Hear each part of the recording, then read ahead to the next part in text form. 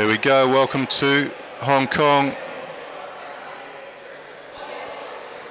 I'm sat here in Stanley Beach at the finish, but the drone shot you see there is up at the start, and the women are pretty much lined up, ready to go at Clearwater Bay. They're currently looking out to a very, very calm bay, and the journey out to the first turn at 9 pins will be more of a wash hanging event than a wave riding.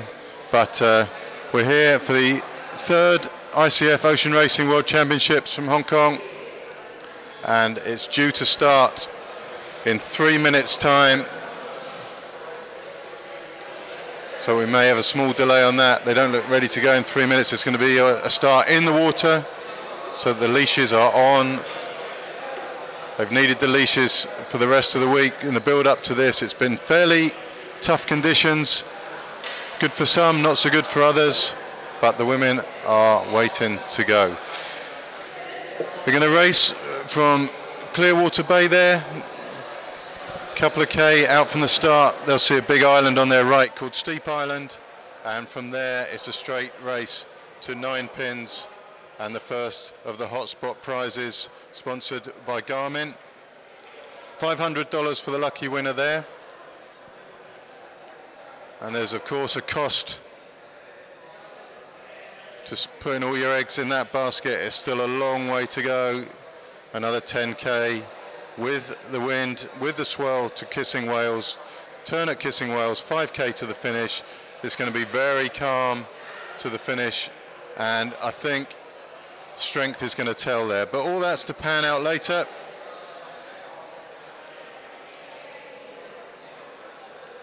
Yesterday we saw the first Asian Championships in ocean racing ever. 48 athletes from 11 countries contested that. Much stronger wind yesterday, fairly hectic for some relative newcomers to the sport, but it went well, and the sport of ocean racing is beginning to spread worldwide. Today and tomorrow we will see competitors from 33 countries. That has grown so much in the 4 years since the opening World Championship back in Portugal in 2013. The women now making their way into the water.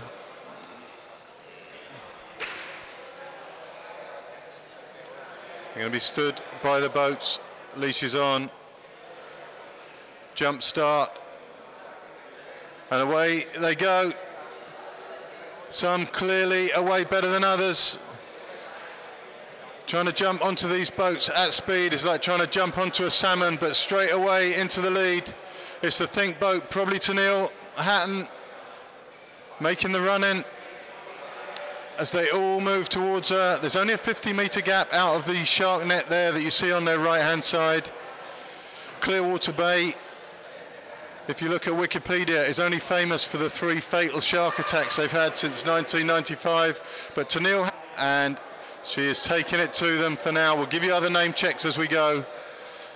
But certainly, there goes the camera boat to the right of the shot there. Kate Purchase also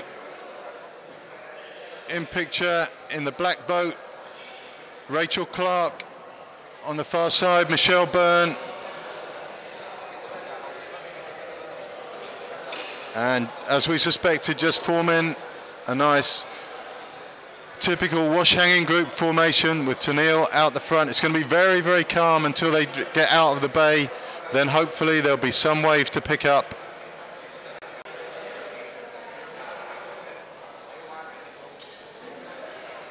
So as you look at it, there's 3 sets of numbers in this race. We've got the open race, the under 23 and the junior. The open competitors, their number will start with 42, the under 23s with 41, and the juniors with a 40. So if you see someone out there with their 4-digit number beginning with those numbers, the 40 are juniors, 41 under 23s and 42 are open. Tennille still leading.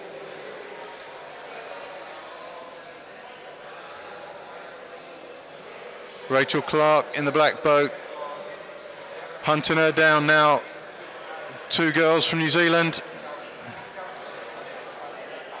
Now, talking among the girls today, or over the past few days, this is an extremely open race. Everyone can give you 10 names who they think's in with a chance here.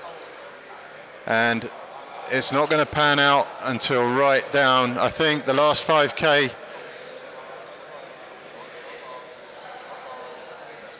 The red boat there, Jenna Ward. Red boat with the yellow stripes. The chase is on. Tennille so quick away from the beach, but they've matched her now. Great shots from the drone.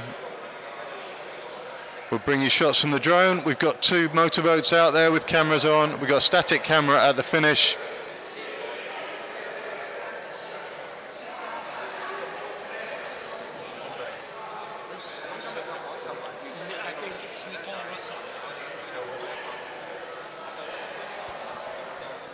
So,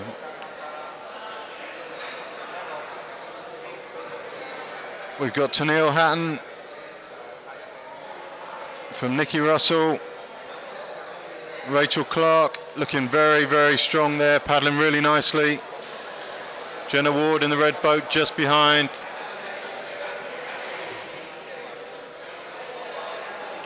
And motorboat going to the right. There's waves coming off that, but no one's taking any notice of that at the moment. It's basically a double file line headed by New Zealand, Tennille Hatton. Current world champion, of course. Looking much, much stronger than she was a few months ago when I last saw her out at the gorge in Oregon. She says she was ill then, and she's been paddling a lot more since, much stronger, and really taking it to them, just going over, climbing over a motorboat washes there. And as they come out of the sheltered bay, we should at least have some water movement. But for now, more of a marathon race scenario than ocean racing. Gradual gaps opening up in the field there. You've got a lead group of about 6 or 7, 4 or 5 just behind them, tiny gap there, and then a bigger gap to 3 or 4.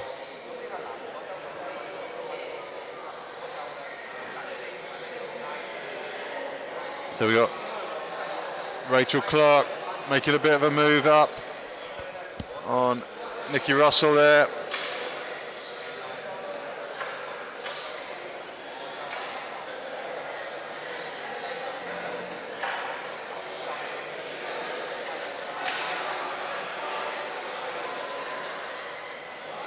And it looks like second place is who?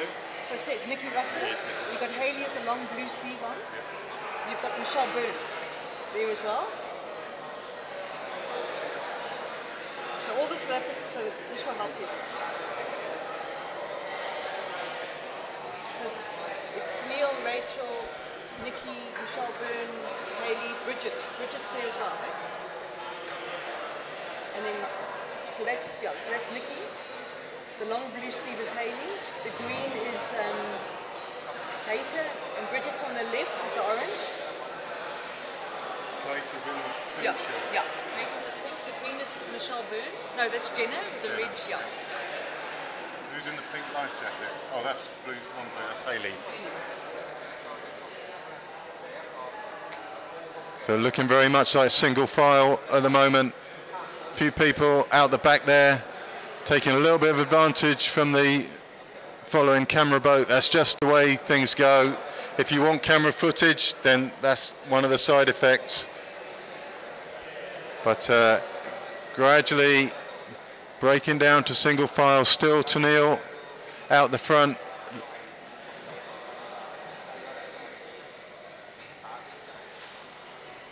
This group is the tail end, just about level with the camera boat. But they're just about leaving the calm of the bay, and we'll see when they get out another few hundred meters where there's anything out there at all for them. A little bit misty here in Hong Kong today.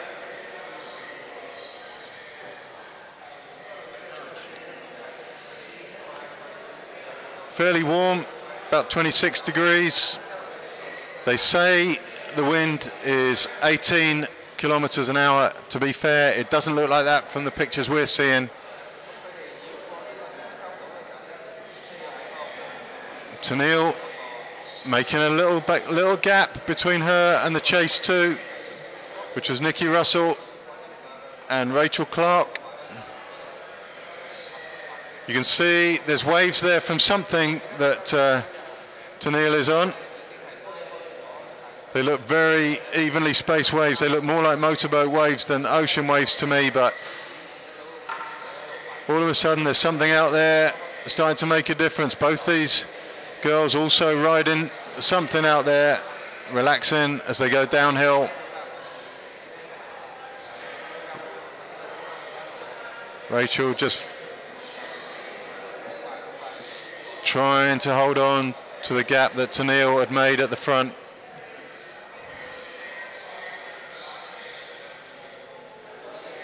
Quite tough to identify all the people once they've got their hats and life jackets on, but we'll bring you as much information as we can through the day. No doubt though, at the front, Canoe Hatton paddling for Team Think, and so far making a very good job of this one. The gap between her and second and third is about 3-4 lengths maybe.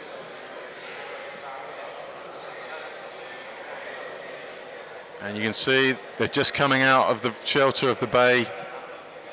And whatever waves there's going to be, we're going to start to find them in a minute.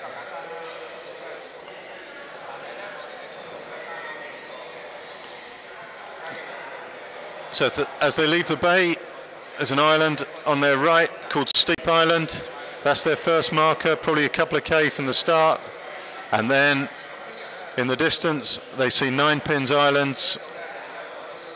They're turning around the far right of those islands, and at that turn there's the Garmin hotspot, and the first person to the Garmin hotspot gets a €500 I think prize, thanks to Garmin. Rachel Clark in the chase. She beat Canoe at the Gorge earlier this year. Very strong paddler and a great singer also. Did a bit of entertainment at the Gorge, very impressive. And there's your line of people. It's Canoe out the front, Rachel second, Nikki Russell third. After that, it's a little bit vague. In the red boat there, you've got Jenna Ward, Kaita Purchase, pink shirts, and there's the tracking. So hopefully you've logged on to the Track website and you can make out who these people are.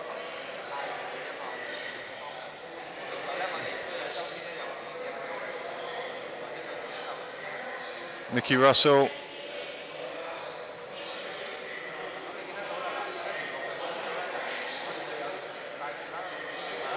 In third at the moment, but Canoe Hatton out the front on her own, as she has been from the start.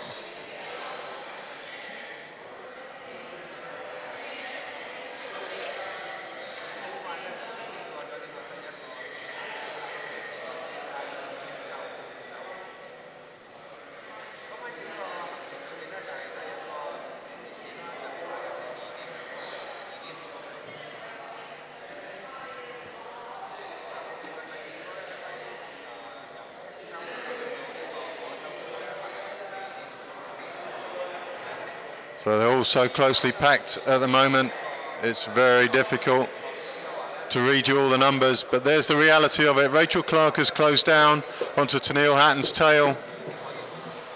Nikki Russell just about staying in contact, and it's these three at the moment, a small gap after them, but it is only a small gap. There's the rest of the group making their way over to the motorboat waves. I'm not sure of the legality of that, but if a wave's a wave, and if it's going to help you, it's very hard to ignore it. 3 leaders obviously unaffected by the boat, but you can see the boats gradually bringing that second group back to the front.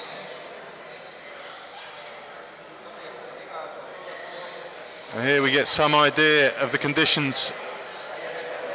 It's nothing compared to what it was earlier in the week. Team leaders had a boat trip around the course on Thursday, and conditions at this stage were hectic at best. And it's been quite a lot of talk about the method of getting to the first hotspot buoy. The wind for the men's race tomorrow is due to be much, much stronger, and there's talk that it's the hotspot or the finish, but to do both would be a big ask. So the camera boats moved away a little bit. Hopefully they'll stop the interference. But the trailing group following the motorboat rather than the leaders. So to Neil Hatton from Rachel Clark, from Nikki Russell.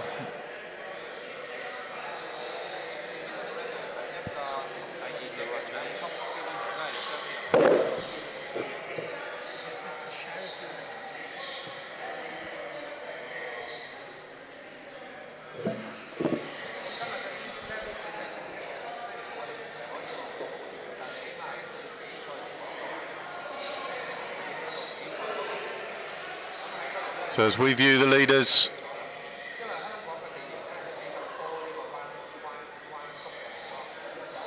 the camera boat has slowed down a little, and the chase pack that were gaining. That's a beautiful shot from the drone there. You can see that group to the right, they've gone with the motorboat, gradually gaining ground on the 3 leaders. It's a tough call, that. The other reason for going far right here at Steep Island is that you get the rebound waves from the island. A lot of the guys who were enjoying the more technical conditions earlier in the week were talking about going close to Steep Island to get the rebound.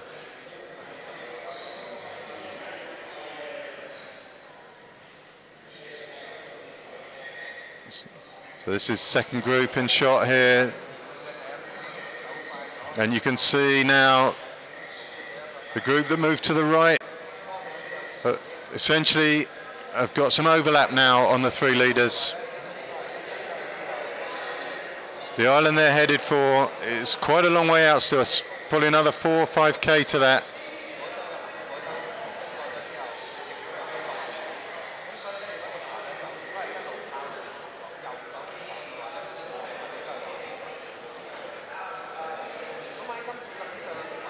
Some of the tail enders, France and Sweden there, coming through the camera. But back to the drone shot of the 3 leaders. We can't see, there's a group to their right. I'm trying to work out who's leading that group to the right. It looks like it could be Bridget Hartley.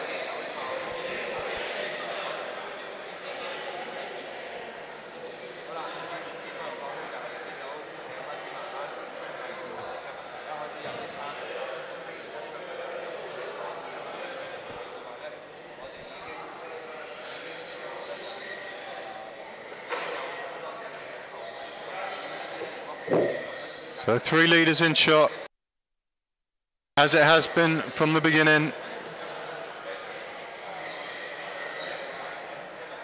And to the right it's Michelle Byrne. We can't see her yet, but there is a group to the right there, led by Michelle Byrne.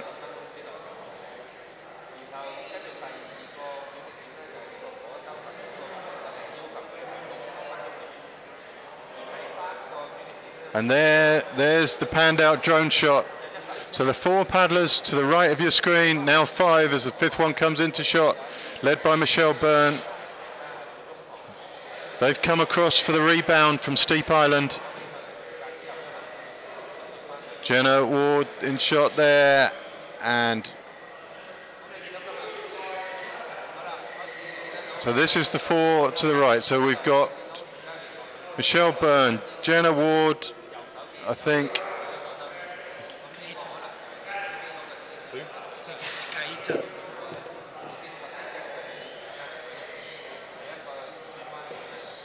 Could be Kaita Purchase at the back of that group.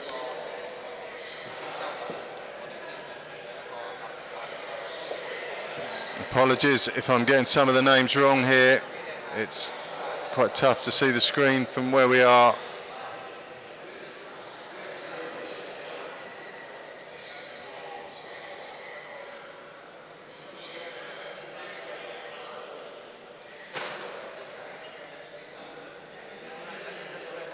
So Hayley Nixon out in that right-hand group, Michelle Byrne. So Hayley Nixon.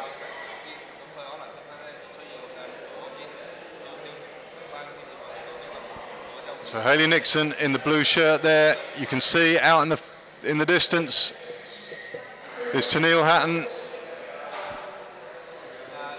But Michelle Byrne, Hayley Nixon closest to camera, have made up quite a lot of ground, using the rebound from Steep Island to their advantage.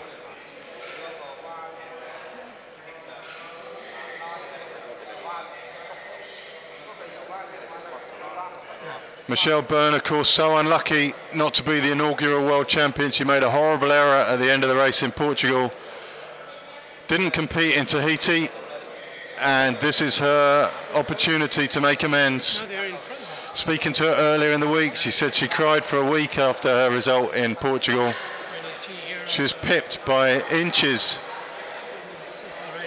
by Michelle Ray, who was world champion there, after a mistake going around the last buoy, or in Michelle Byrne's part, not going around the last buoy. So Kate has fallen off that other one. She's on the right hand. She's on the right, but fallen off behind Bridge. But that's you got the others, huh? So Bridget's the third one, is it? So it's Michelle, Hayley, Jenna, Bridget. Yeah. And Kate is just off about 50 meters behind. Okay.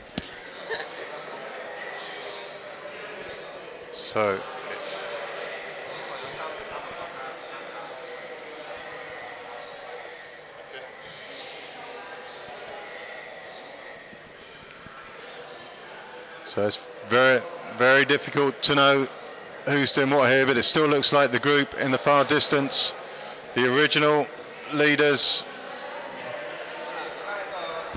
which was Rachel Clark, being led by Tennille Hatton and Nikki Russell. There in the distance, closest to us is the second group, being led by Michelle Byrne, Hayley Nixon, Bridget Hartley and Jenna Ward, and Kaita Purchase just off the back of that group of four. She did admit to maybe not being as fit as she could have been for this one.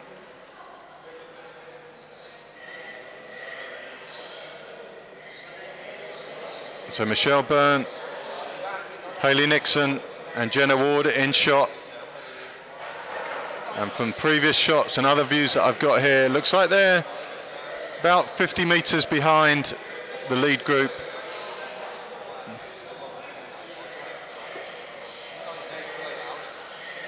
There's the lead group, and the gap seems to be opening up.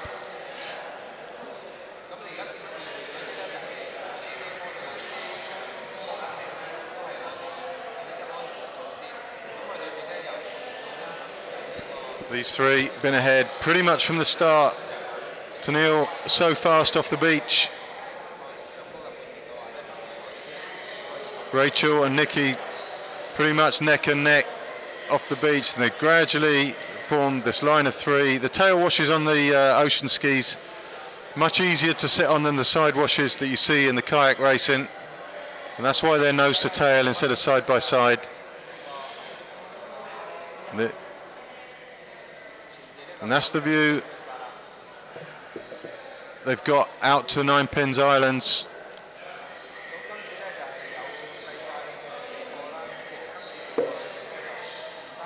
So the island closest to us is Steep Island. That's the one they'll pass first.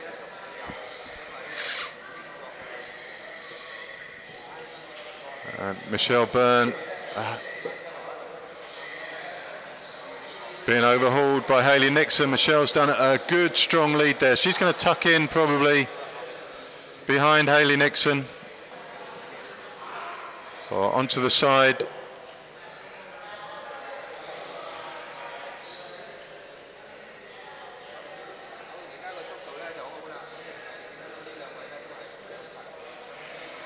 So Hayley Nixon takes on the chase.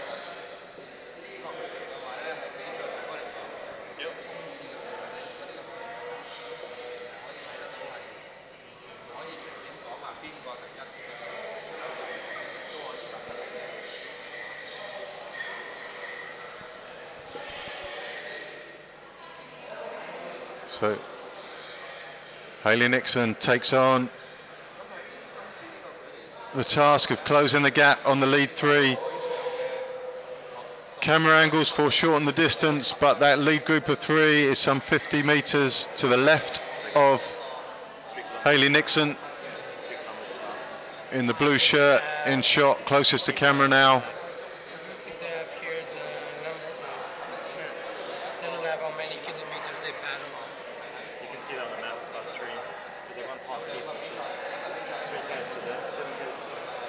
And it looks to me like Canoe Hatton has set her heart on the hot spot.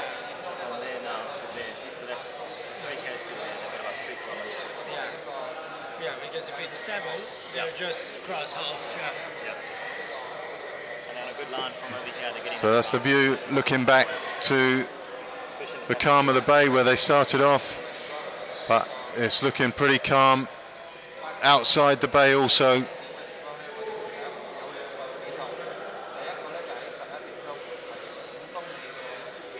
Camera with the chase group again. Like these girls are dropping back big time.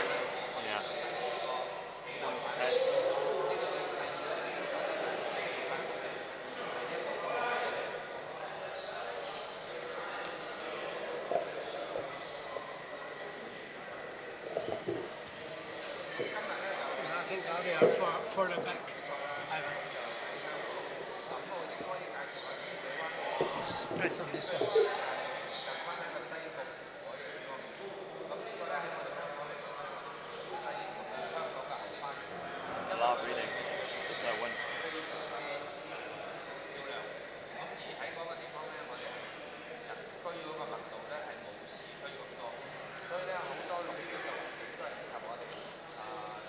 So leaders in shot, being hunted down by Hayley Nixon, who appears to be doing a decent job of at least keeping in contact with them.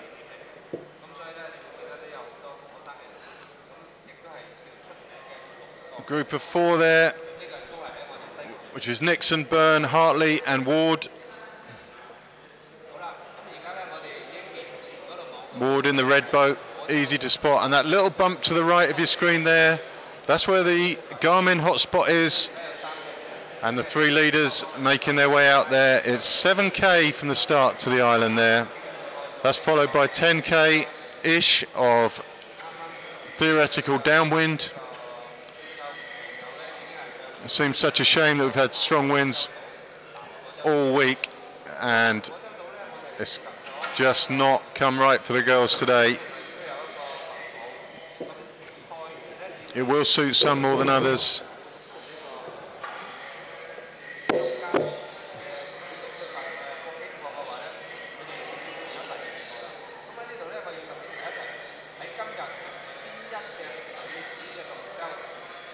So Hayley Nixon paddling strongly. It's hard work out there. Very little assistance getting out to 9 pins. And there's the view up to that little bump of an island. The gap between that and the land to the left is only about 50, 60 meters wide. Leaders in the background, Nixon in the foreground.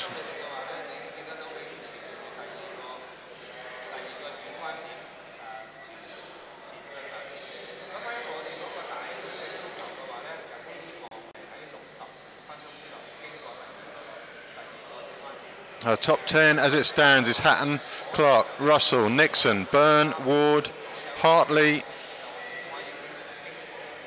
Asaba, Iray and LaRue.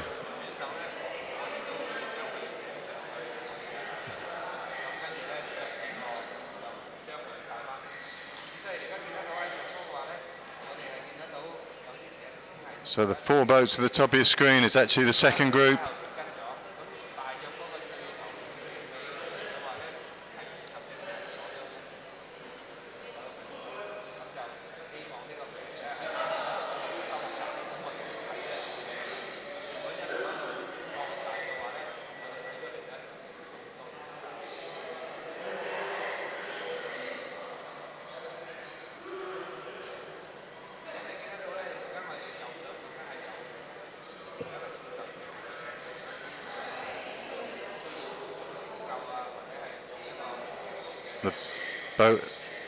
The boat at the front.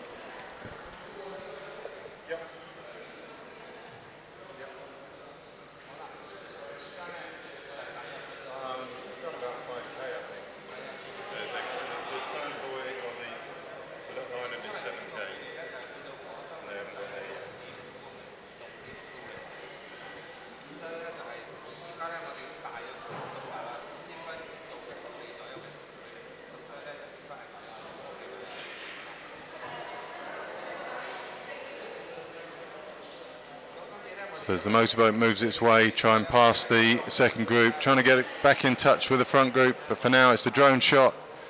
Group 2, and a little pan back. Meanwhile, while we do that, it's Hayley Nixon still doing the work in that chase group. It looks pretty tough in there. So we've got Hayley Nixon, Michelle Byrne, the second in that group. Then Jenna Ward, and at the back, Bridget Hartley. All just running nose to tail.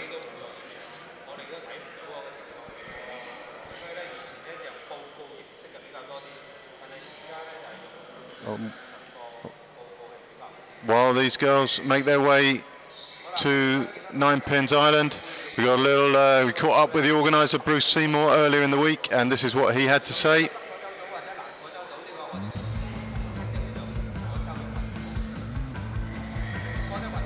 My name is Bruce Seymour, and I'm part of the organising committee and have been race director of our local Dragon Run race for about 4 years now. The Dragon Run started in 2006. And it's been running since then, and obviously the World Championships is the first time we've hosted the World Championships in Hong Kong.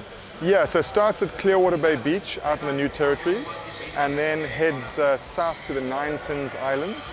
And so that first section of the course is pretty tough with a crosswind typically from over your left shoulder, and then you turn to the right towards 2 islands they're called, commonly known as the Kissing Whales. And that's so that was a view, brief view there, down to Kissing Whales. Downwind. When you get to the Nine Pins and down to the Kissing Whales, beautiful surfing. So this is from yesterday's Asian Championships. Little highlight reel, conditions another tough section, a little bit more hectic yesterday. And depending on the direction of the wind, it can be headwind straight into the finishing line. So a tough portion. This is the route into the finish. I think it's the beauty of the ocean, paddling out there. This is what people love this course, is when you go from that beautiful beach at Clearwater Bay out to those rugged Nine Pins. 48 athletes from 11 countries. The big swell, you can't even see your other competitors. You're out there on your own against the elements, and it's just the first Asian Championships, the first of many. The sport just gets bigger and bigger. Extremely unique course. If you ask any of the paddlers, that's the one reason they come here. It's a magnificent course, but besides that, there's incredible hiking, amazing scenery, night markets, just a whole host of things to do. Just a really exciting place to be. Yeah, wonderful culture and just an amazing place. Buzzing in from all angles.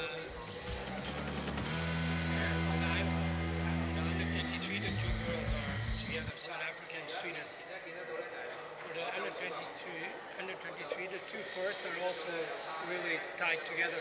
They're just on the bunch. They are the third bunch. There's the 223s.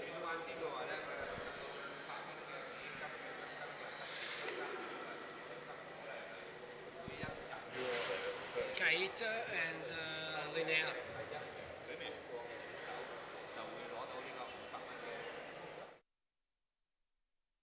Make their way to the island, back about in 7th and 8th position. The two leaders in the under-23, Kaita Purchase and Linear Stencils. Linear Stencils, fresh from the sprint circuit this year, won the B final in the K1 500 at the World Championships, which is no mean feat for anyone. The flat water will have suited her in the early stages. You'd have to question when it gets a little bit rougher later in the race whether she's going to maintain her position, but she's done a great job so far. Currently sitting with Kaita Purchase in 1st and 2nd in that under-23. So there's the turn island. Somewhere around that island there's a buoy for the hotspot. Prize for that hotspot, sponsored by Garmin, is €500. And it looks to me like if anyone's going to beat Tennille Hatton to that, they're going to have to try very, very hard at this point.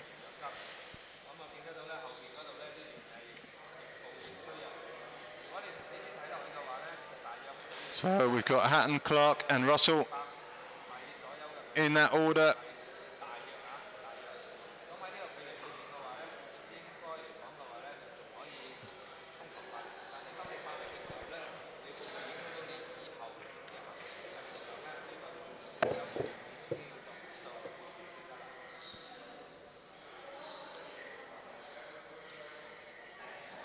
And that could be Hayley Nixon at the front of his shot there. I think just breaking away from the three behind her. Just opening up a couple of lengths gap.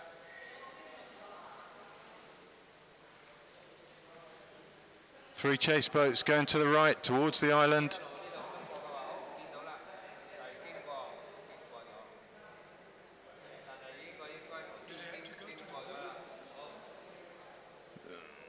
So here's Tennille, the leader, going round 9 Pins Island. I'm not sure what the deal is with the red buoy there, whether you have to go around that or not. Hayley Nixon clearly thought you had to because she's gone out and round that. Now if Tennille and the first group went inside that and Hayley Nixon was the first to go around it, perhaps that. So you're currently looking at Tennille. I don't know exactly what the rules were with the hotspot, the Garmin hotspot there, but Tennille certainly the first athlete past the island.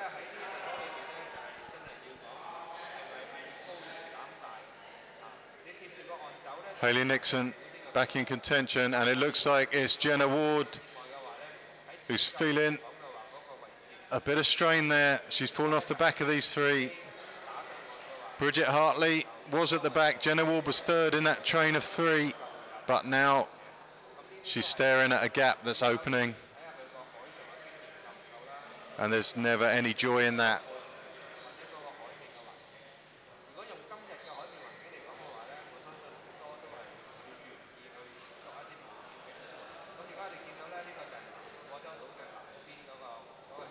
On a rough day, conditions between those islands can be a little bit hectic. But fairly straightforward out there today.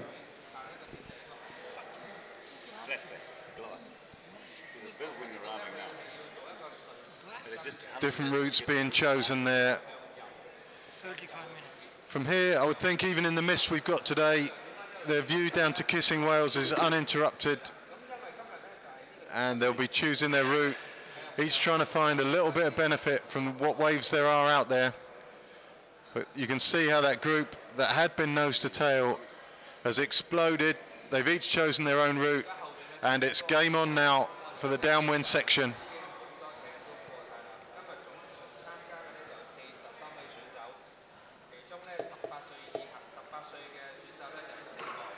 A job that had been very simple, just keeping your eye on the tail of the paddler in front of you, has now got a lot more complicated. You've got to keep an eye on your competitors, you've got to keep an eye on the waves, you've got to keep an eye on the direction you go in, and all of a sudden the real beauty of this sport and the skill set that these athletes have will shine through. I think you'll see that in the race between Purchase and Stencils. Purchase got a lot more experience on the bumps than Stencils. They're together coming into the island, but once they separate on the run down to Kissing Whales, it's going to be very hard for Stencils to match the experience of the South African. No,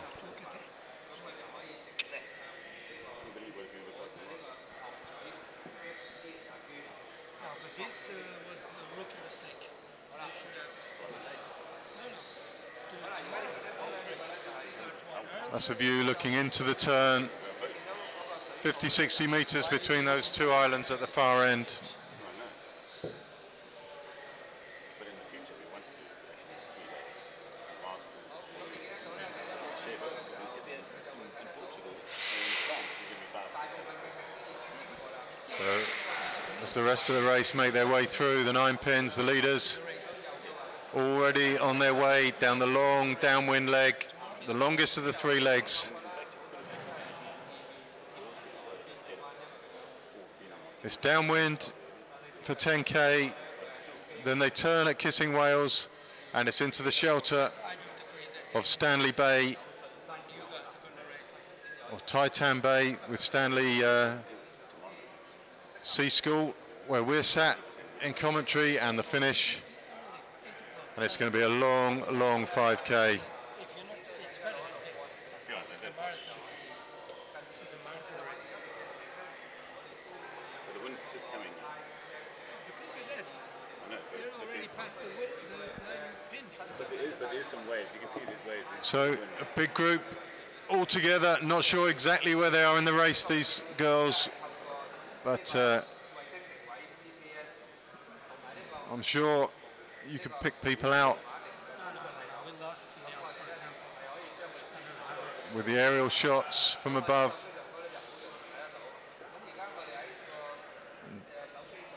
And now we're on the live track, and It's not good. His live track just, Neil just disappeared. it's very hard to. The lead boat's out there, 42.03. Just trying to get you a check. Is Michelle Byrne, 42.03. So I think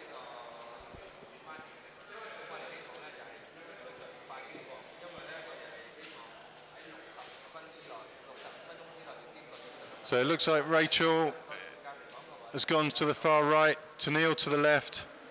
Hayley's still there. But it's very hard to give you, with the screenshot we've got, it's hard to give you the exact positions. She's not there. That's your end.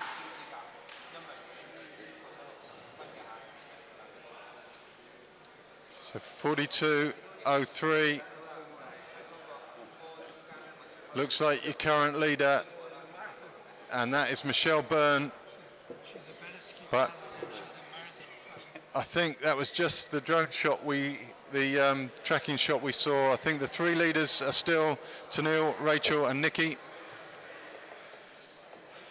we are missing Tanil Tanil is missing from the live track. From the Okay. track. That's why we can see her. Yeah. So Rachel is winning. According to here, Ailey is only 4 meters behind her. That's not So the track showed Rachel Clark leading. I think that's because Tanil's lost her trace on that. I don't think anything terrible's happened to her. It's just that we've lost contact with her for now at least. But it's weird because here, Ailey Nixon is just on top of her. To Neil. Rachel Clark. Which is right. I would have expected.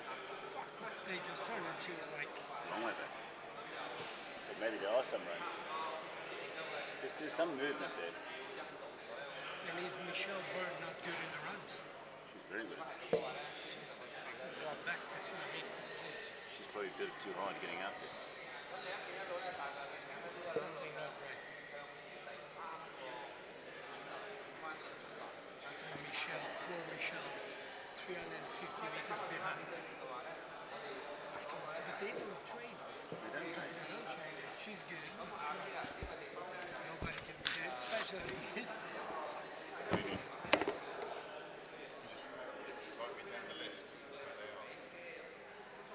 Yeah, but the problem is that we are missing.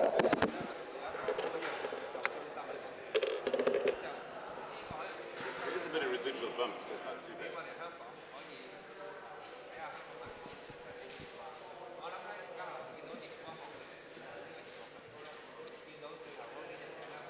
The track is fucked. Can't be right. Suddenly Rachel Clark is like 5th behind everybody. Can't be. So we're getting confusing information in from the track system. I'm trying to get you in touch with what's actually happening at the front, but unless something bad's happened to Rachel Clark, she's fallen back to 5th, it would seem, on the track, but that seems unlikely, to be fair. We'll get you up to date. So tracking coming on now. 42.03 there is Michelle Byrne. 42.23.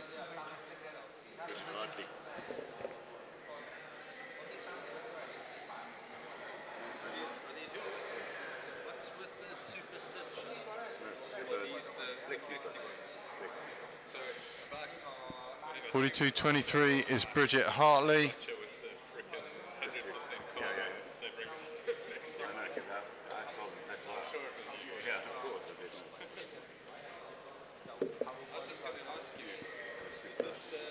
42.04 is Hayley Nixon.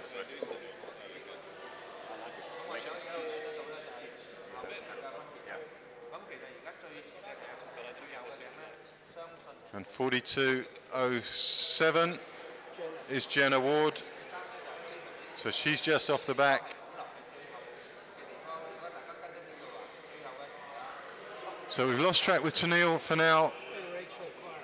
And Rachel, they're somewhere, but we unfortunately can't give you their updates just yet. The two orange boats there, that's the under 23s, I think.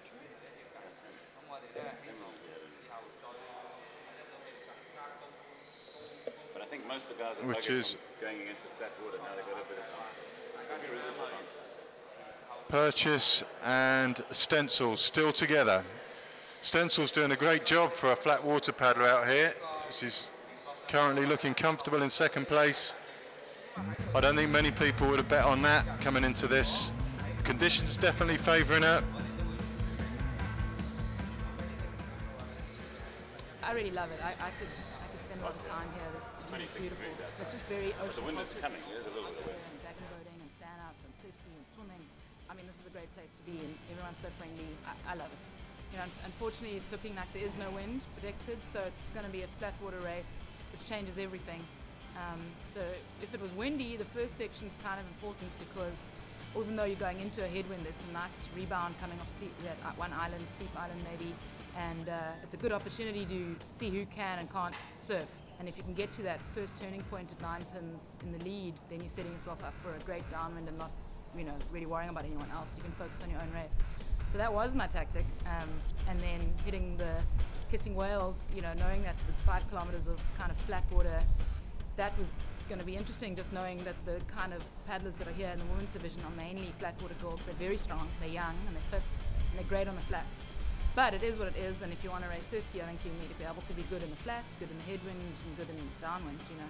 So I think it will be quite crucial if you basically cook your goose, trying to catch every run, and you get to Kissing Whales and only have, you know, 10% left in your tank, then it's going to be a very long 5Ks. And so I think that's going to be quite interesting. I don't think whoever comes around Kissing Whales first will be the winner.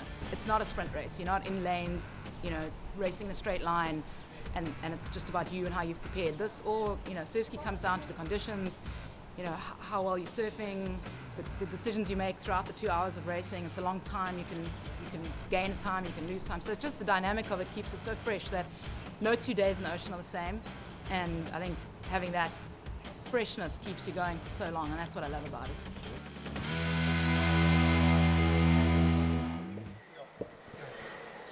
So here we are. This is a real-life picture at the front, and it is Hayley Nixon.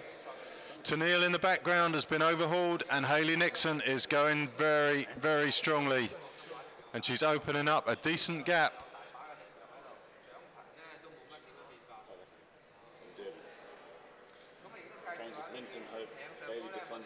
So Hayley from Durban in South Africa, one of a very strong group of South African paddlers. Ex-rower, she was an ex-rower, South African national champion. There are bumps there. Come to this sport through the very bizarre sport of rowing. Apparently she's really enjoying looking where she's going these days. But that is Hayley Nixon. Rachel Clark, it seems, we thought her track had gone wrong because of her position, but it seems that Rachel's fallen back quite dramatically. I think they must have pushed too hard on that one. There was a lot of talk. No, but it's part of it. There was a lot of talk earlier in the week that if you went for the hot spot, your chance of getting a win was diminished. It's such a long way, and they paid a price for going hard out to that 9 pins island, and it's Hayley Nixon now who's taken advantage of that. Tennille looking slightly less sprightly than she was earlier. Rachel just behind her.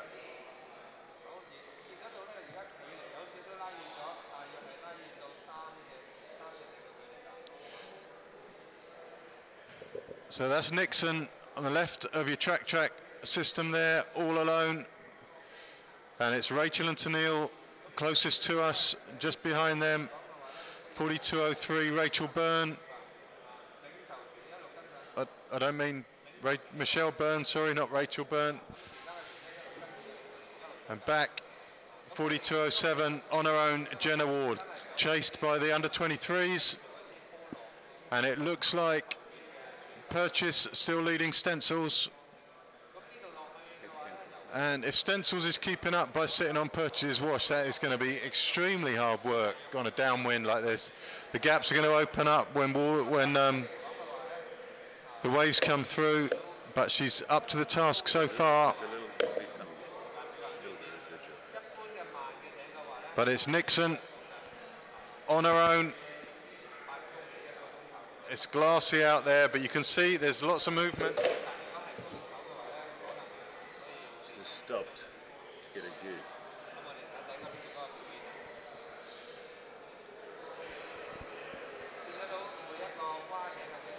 So Nixon it is, for now at least. It's not in the way. It's not helpful. A little look back, see what's happening behind her.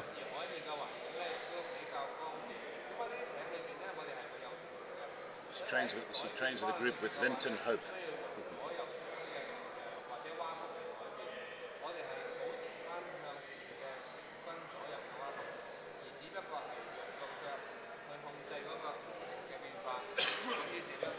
And it seems Tennille has woken up again, and it's game on.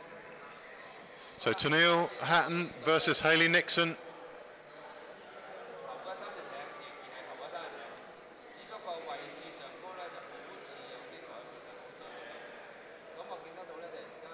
So Hatton closing down a small gap that had opened up, and that is hard work.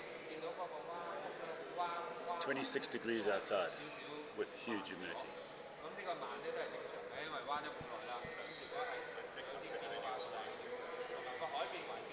I thought that was important.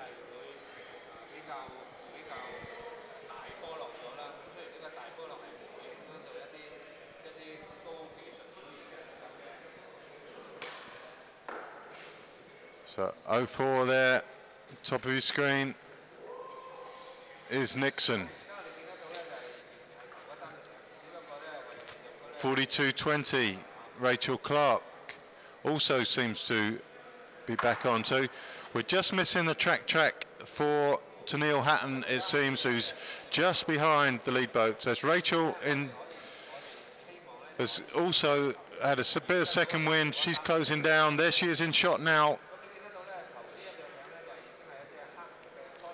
So it looks like they paid a little price for the speed out to 9 pins and are gradually getting a bit of second wind. There's the line up to Nixon in first place.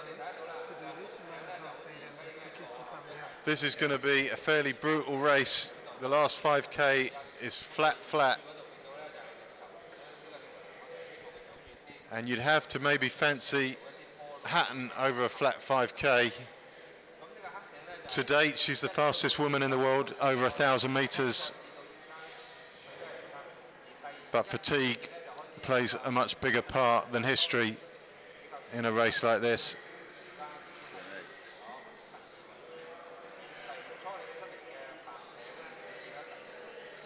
Rachel Clark still paddling very, very strongly.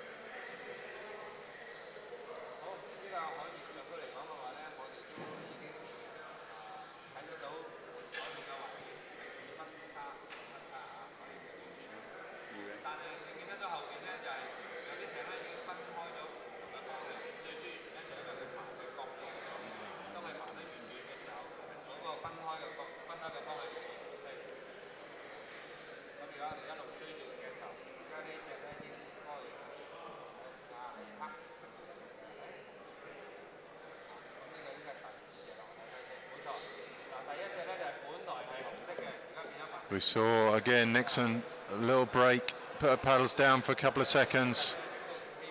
Hatton looking very strong, just 5 or 6 lengths behind her.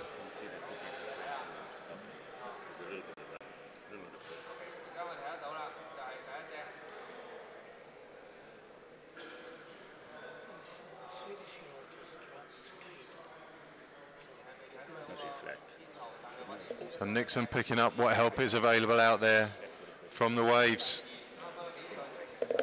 For anyone who hasn't done this sport or is transferred to this sport from flat water racing, you have no idea how difficult it is to read this water.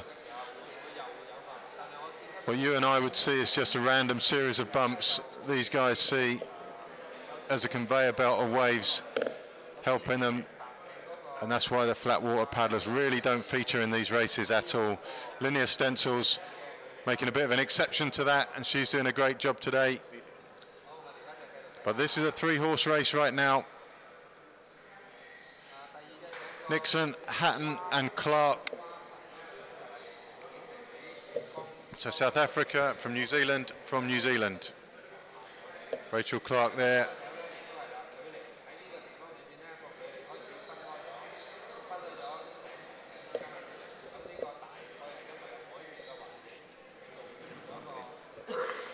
Got 10k of this light downwind. In the distance they can see 2 big rocks that mirror each other called kissing whales. At the kissing whales they turn right, come into Titan Bay rather, and it's a 5k trawl to the finish.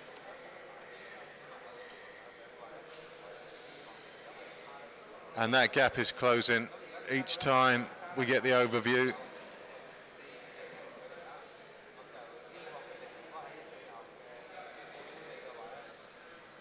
That feeling at the front there of being hunted gets increasingly uncomfortable as the fatigue sets in. And Nixon, who overcame a fair deficit at 9 pins, took it a considerable lead, and that lead is gradually being eaten into by the 2 girls from New Zealand.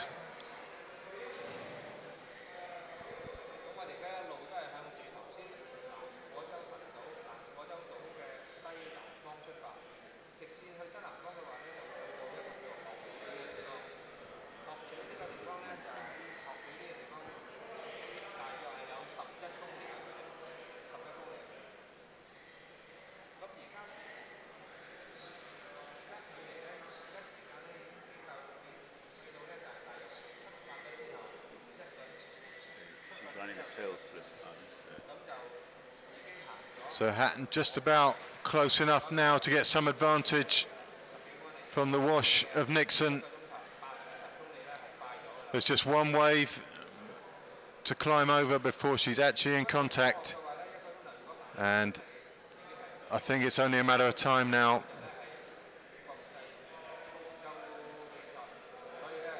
The track in the junior race is showing that Sabina Laurie and Georgia Sinclair are battling out for first and second. But Hatton definitely closing down Nixon. Clark struggling, I think, a little bit there. That gap's certainly not getting smaller.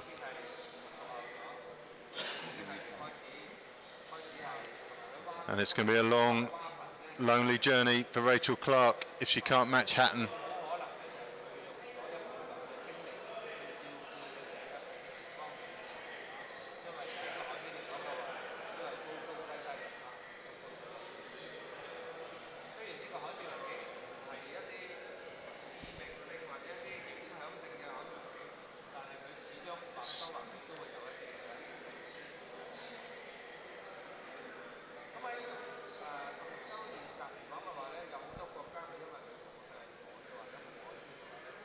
So tracking here, top of your screen, 42.04 is Nixon.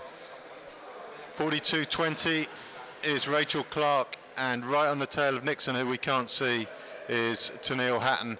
And we should, at some stage, have an interview from Tennille, who we spoke to earlier in the week. But on the far side here, 42.23 is Hartley.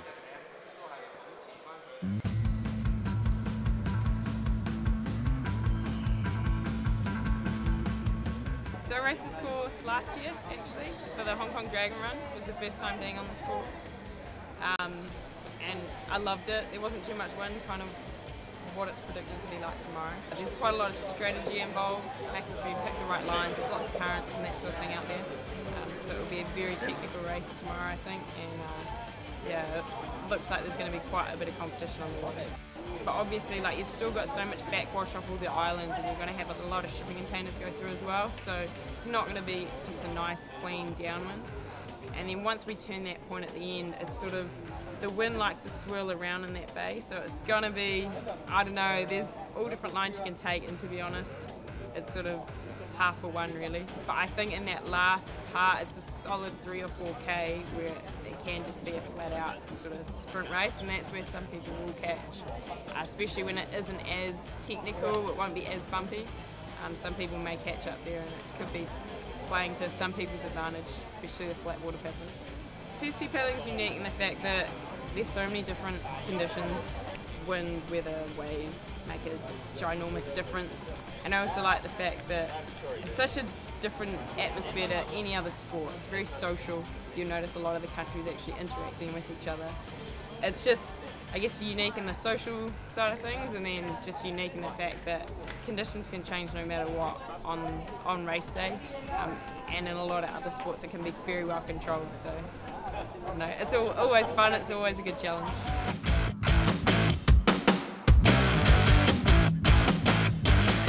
Yes, yeah, exactly. Because it's top three you can see. Don't worry.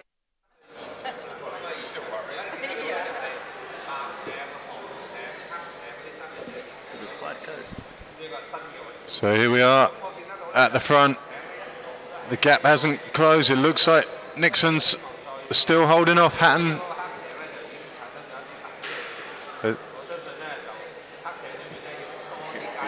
Hatton there. That gives some context as to where we are in the world. As Hatton passes a traditional Chinese junk. And you can just about, to the right of your screen, see the disturbed water from Nixon. And it's these two ahead. In the under 23s, the big news is that Stencils has made a break on Cater Purchase.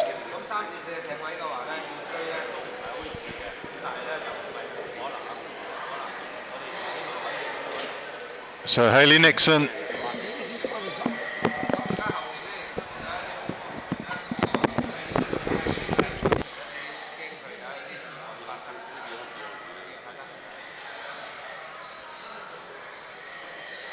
And Nixon plows on at the front.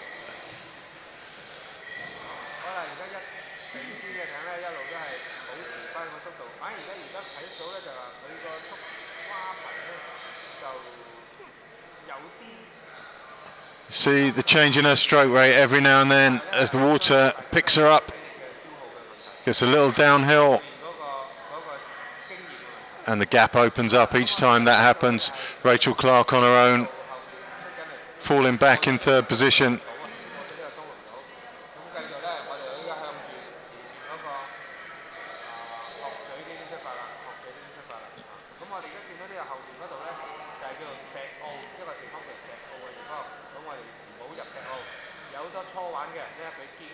Hatton continues the chase.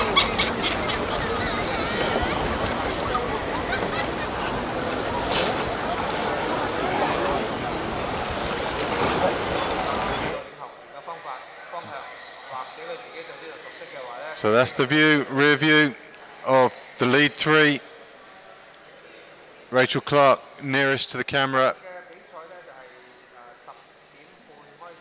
Just to the left of your shot, out of view, the two matching mirrored rocks called Kissing Whales.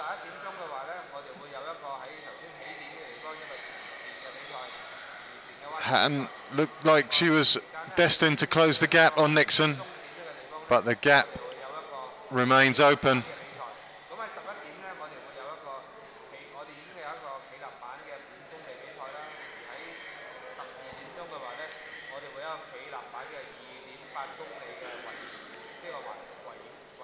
And it looks to me like Nixon is opening up again.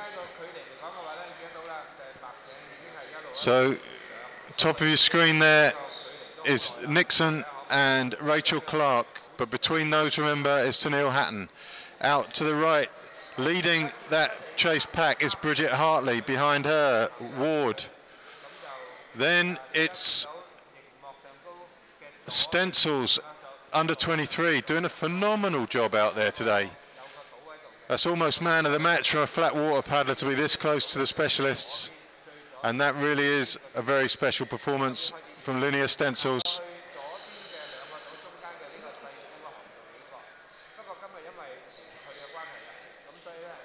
And Nixon now really does seem to be on fire again. Just easing back as the boat crawls back down the back of the wave and pushing on as the wave picks her up.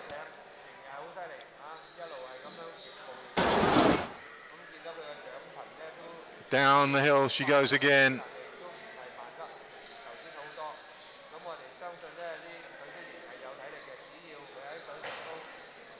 And it's Nixon just breaking that little bit of elastic between her and Tennille Hatton.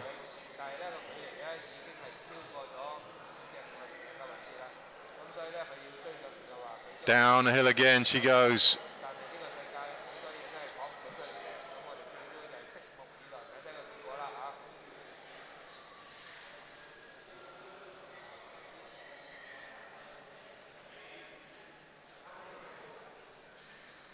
Apologies for not quite knowing who we've got in shot there, but beautiful shot of the ocean and the islands in the background.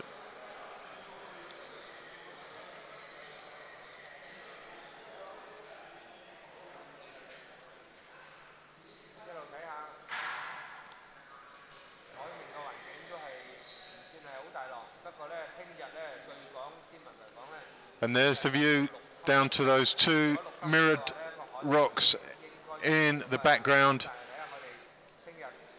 described as the Kissing Whales for when you can see them like that for obvious reasons. And there's your three leaders, and I think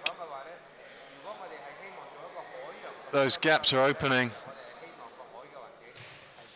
There's some nice waves from the motorboat just overtaking Rachel Clark there. Jump on one of those, they give you a nice little breather.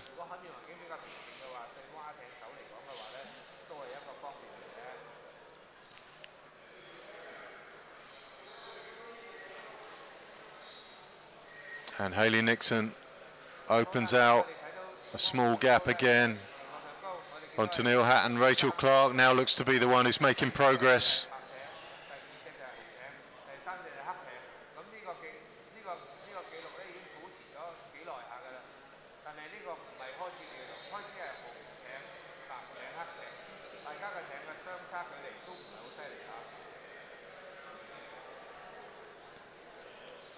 So top of your screen there.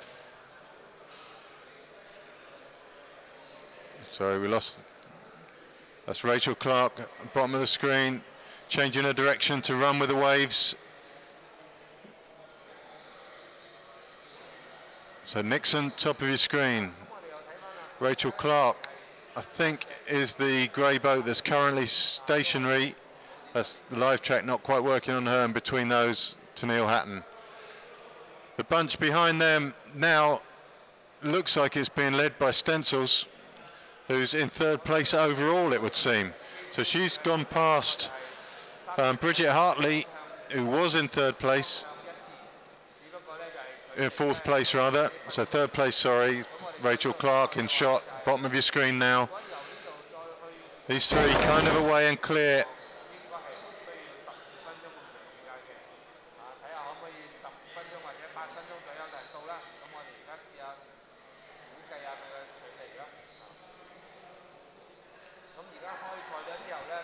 Now it's really a case of measuring out the energy spend, working out what you've got left, how much distance there is left, and just trying to decide if there's anything you can do with the people in front or whether you start to protect your position.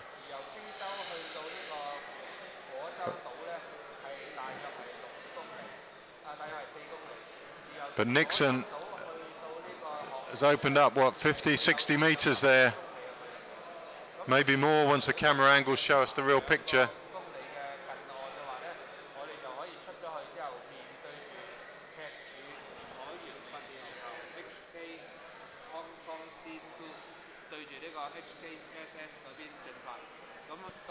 Michelle Byrne in shot. Looks like Rachel Clark further in the background. That's Tennille in the background, and Hayley Nixon sort of top left just above Michelle Byrne. So Michelle Byrne, maybe we'd lost her live track because we didn't have her on the last live track, and we certainly didn't have her up level with the others. So it's very difficult to tell exactly what the relative positions are, but a lot of people were favouring a wider line coming into the Kissing Whales earlier in the week when the waves were bigger. So it's certainly not over yet for those first three places. Definitely there, it looks like Byrne is ahead of Rachel Clark, and she's obviously moving extremely well.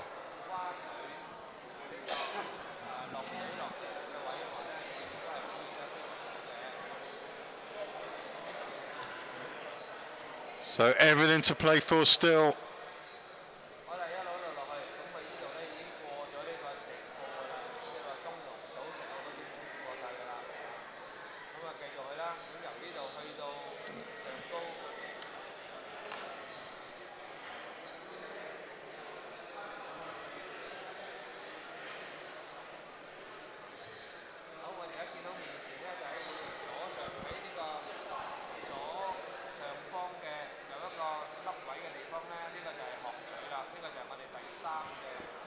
So Michelle Byrne in shot.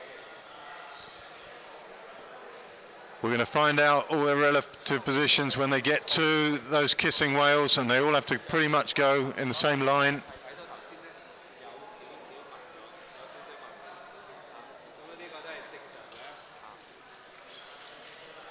So it's possible now that Michelle Byrne in the foreground, that's Hatton in the background.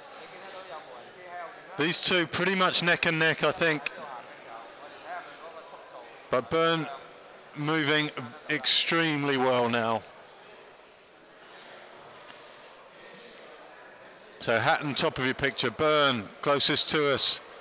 A little lift there from one of the waves. And this really is going to be fairly brutal. That's looking at them from the other angle. as the rain begins to fall.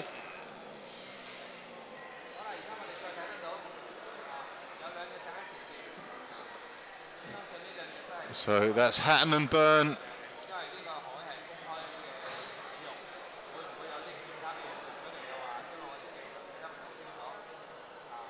And this is going to be a really interesting turn around the Kissing Whales when we find out exactly what the score is.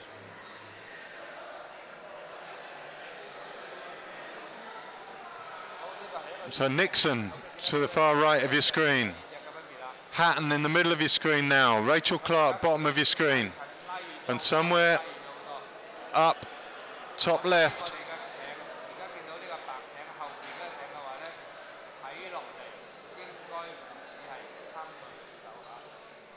is Michelle Byrne.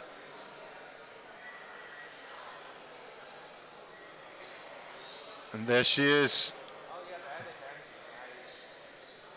See the rain on the water out there now.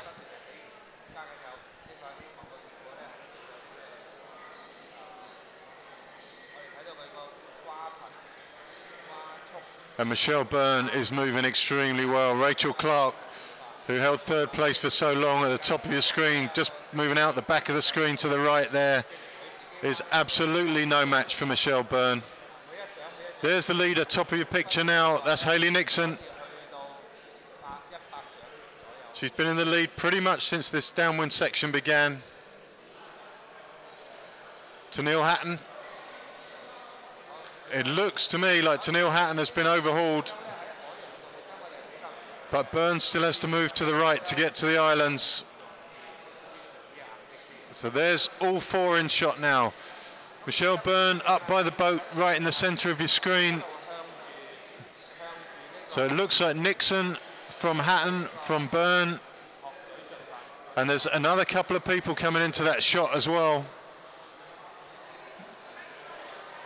We're going to have 5 or 6 boats pretty close together when it comes to the turn at Kissing Whales.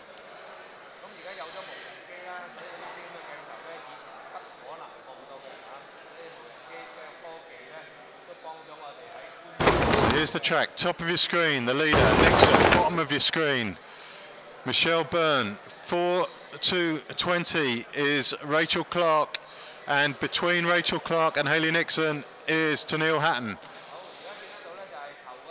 So Byrne just relaxing down a little bit. She's a big charge, maybe taking advantage of a wave, having a little bit of a rest, or maybe just running out of steam a little. It looks like she's just making her way across now toward the other 3 girls.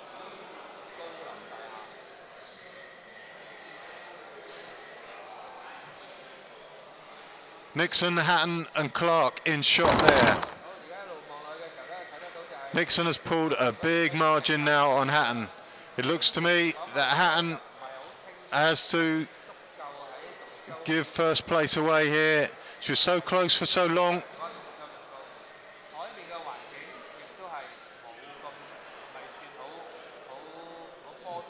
But Nixon, Hatton, Clark. And there is Michelle Byrne with Hatton in the background. Great shot from the boat there.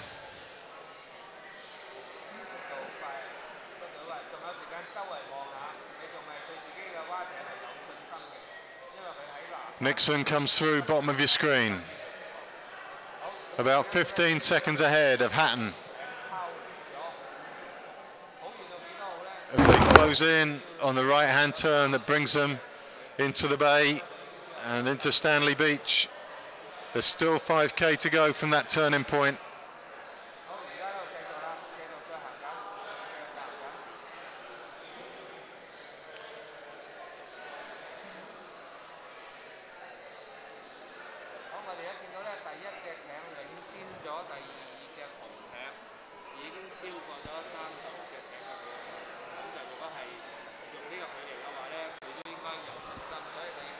So Bridget Hartley in shot.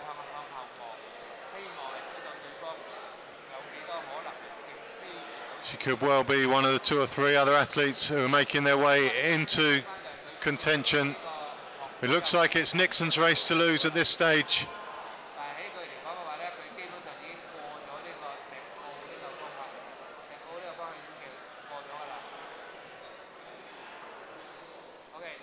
So hard to get relative positions.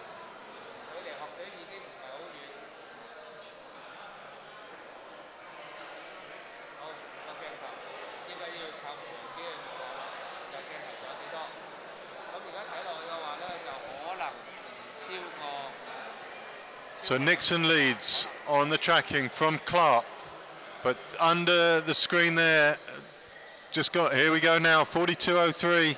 You can see how close the Michelle Byrne is. 42.06.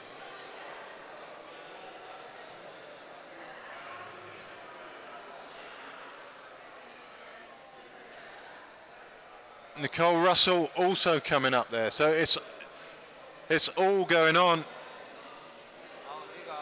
Everyone's coming back into the frame. But this day, just 10 minutes ago, only 3 boats would have been in this frame. Now we've got 6.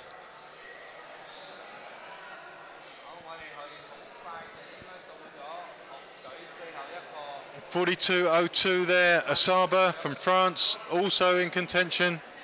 07, Jenna Ward, right at the back of that screen. But Hartley moving strongly.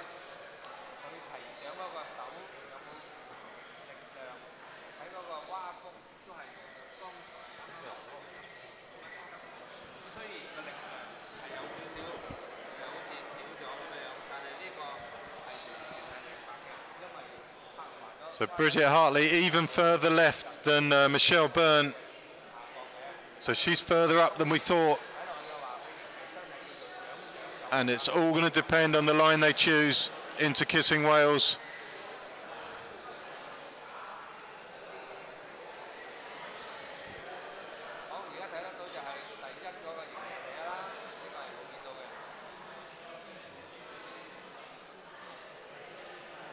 So we've got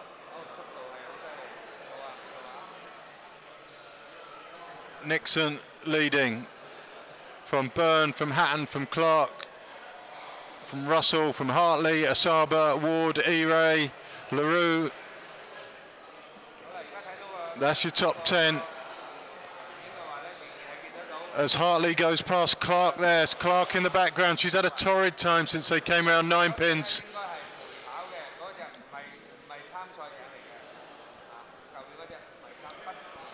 So Clark watches Hartley move in front of her as they're all going to end up roughly on the same line as they approach the Wales.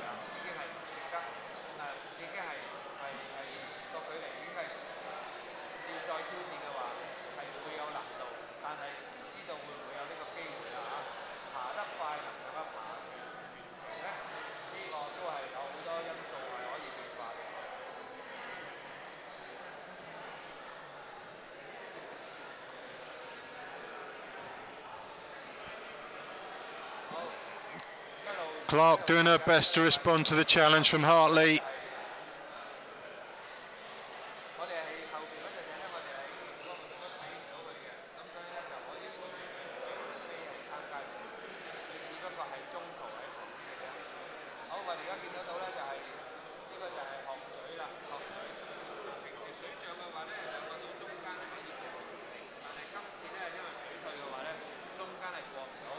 So I've been completely selling you a dud there. That's Nikki Russell, not Hartley, in shot.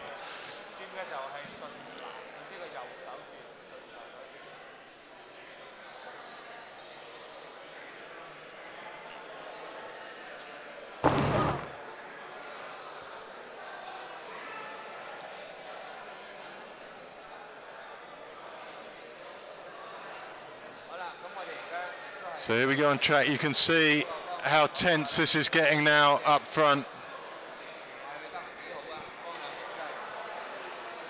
So 42.03, Michelle Byrne is neck and neck now. There's the Wales. That's the view they've got. It's not far to go now.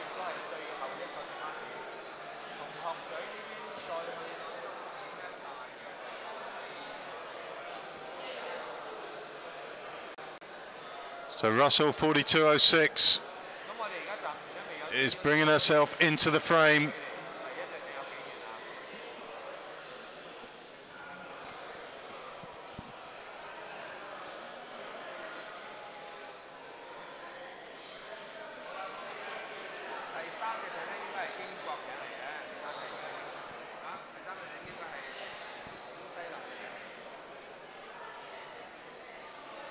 So Nixon from Byrne, from Hatton, Rachel Clark, Bridget Hartley, Nikki Russell, Asaba, Iray, they're all in there, Jenna Ward's in there.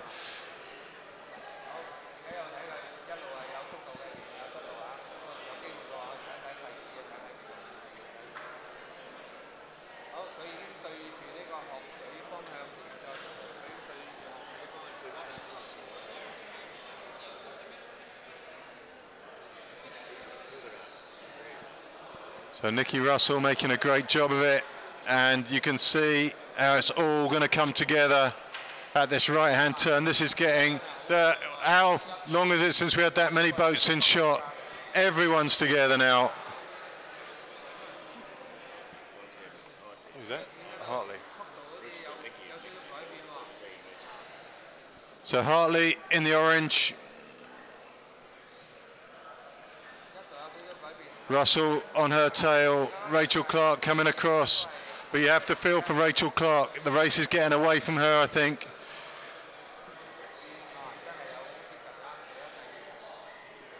So Hartley pulling extremely well. And this just gets more and more exciting. So nose to tail now. Hartley, Russell and Clark.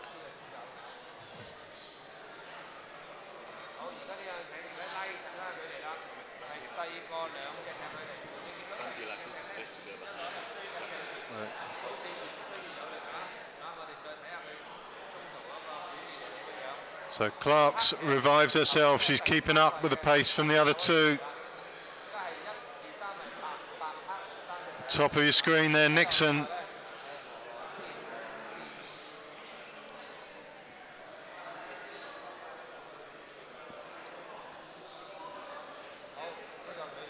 Nixon must be sweating now as to what will happen when these other girls come across. It's going to be very, very tight.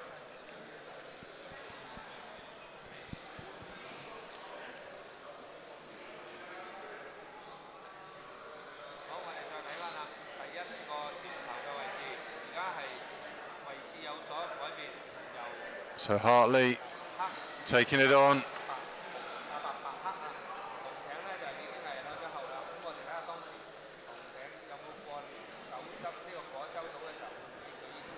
Taking a much narrower line is Nixon. Byrne is out there somewhere as well. But Hartley looking strong, strong from Nikki Russell there. Rachel Clark has managed to stay with these two.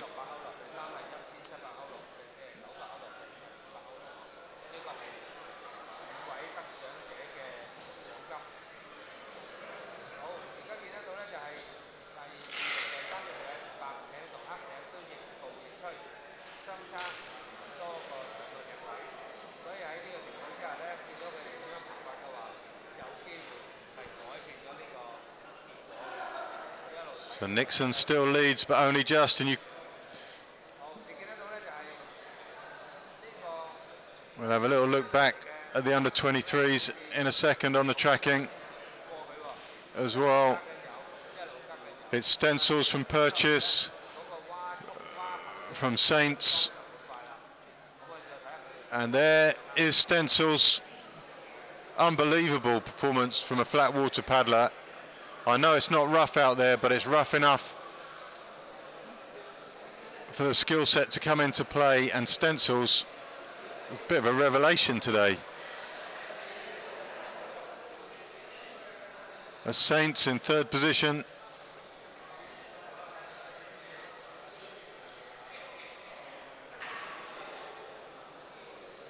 And in sixth there. But back up to the open women, and Bridget Hartley continues the charge.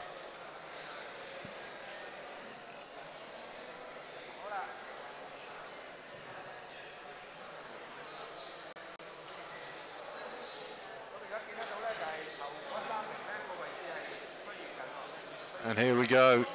There's a view back from that turn at Kissing Wales. And as they come round, we'll be able to give you an accurate. Do you want to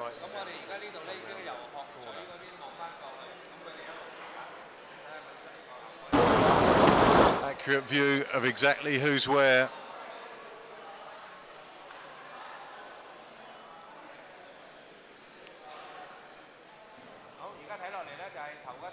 And the camera remains with the group of Hartley, Russell and Clark.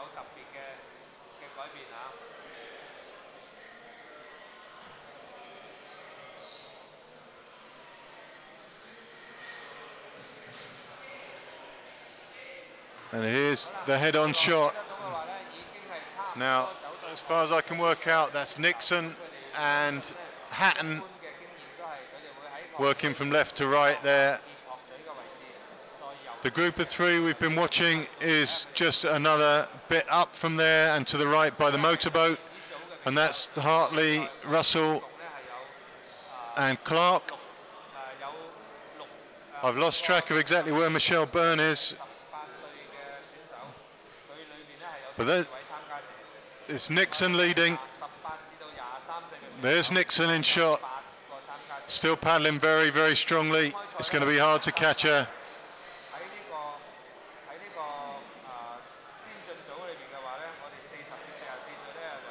Rachel Clark tagging on the back of that group of three.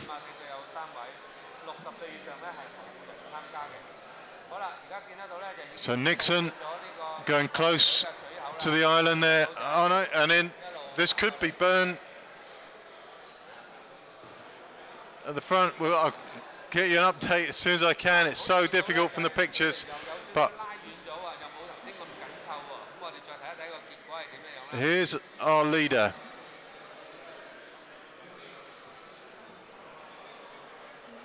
And that looks to be Nixon still.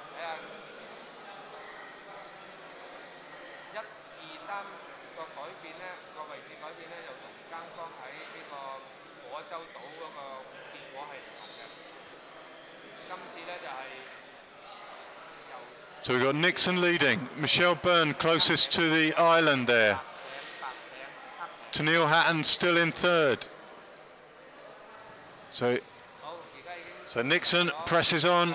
She's been in the front for a long time now, and she seems to be maintaining that lead. Various charges have come at different times, but Nixon has been constant.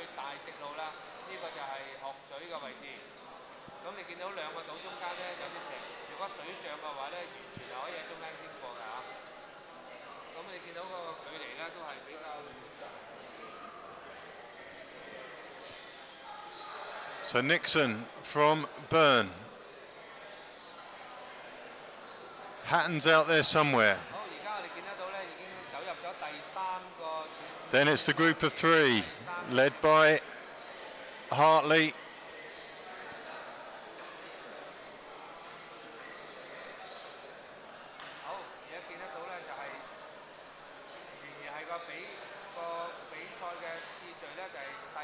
So Nixon, Byrne, then it's going to be, I think Hatton is the lone paddler following the route of Nixon. The three we've just been watching as a group of three are the ones close to the island, just above the motorboat.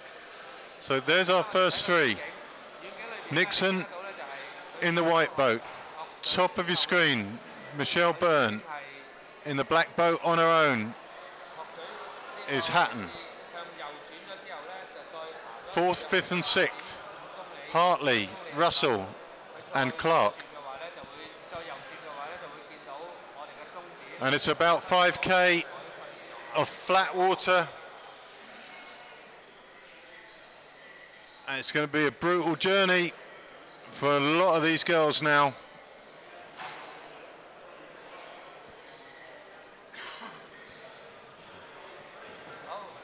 Russell tracks Hartley, in turn tracked by Clark,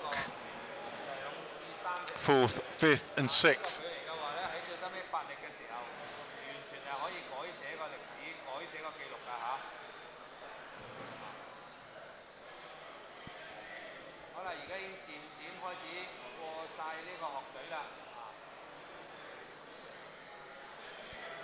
Nixon leads from Byrne, from Hatton.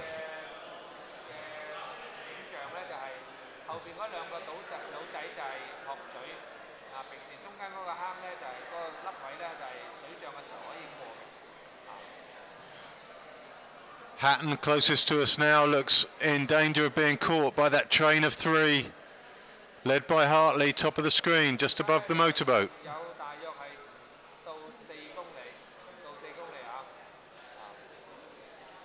So Hatton just about to disappear off the side of our screen.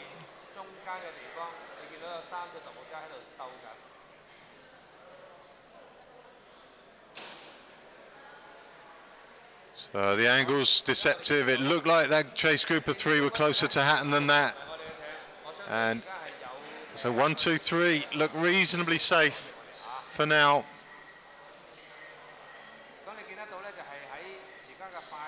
So it's Nixon, Byrne and Hatton.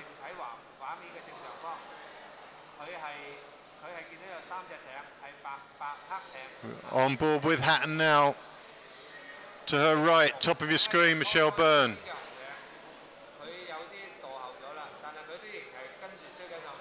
There's no closing that gap, I don't think, with only 4k now probably to go.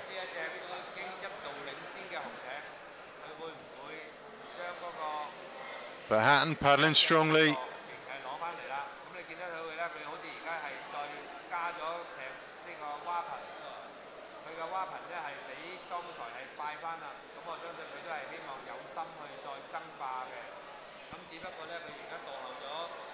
Trying to squeeze whatever assistance she can find out the water here, because she's being hunted by these 3. Clark, Russell and Hartley.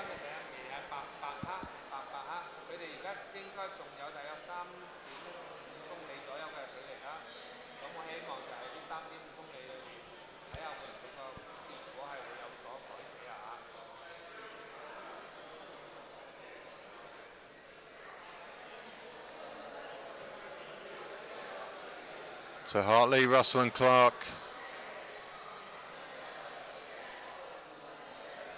Trying hard to get into the medals.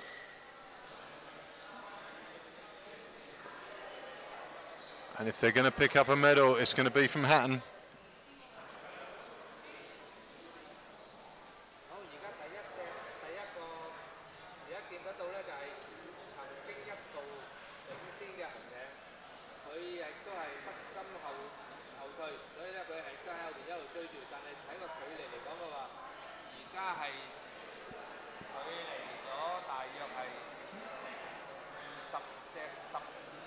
So with no assistance from the waves, the inside line logically would seem like the quicker route.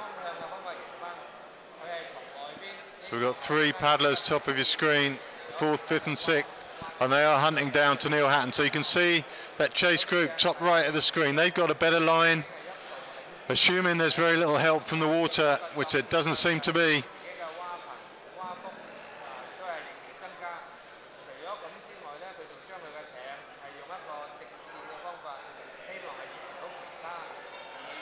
So Hatton feeling very hunted right now.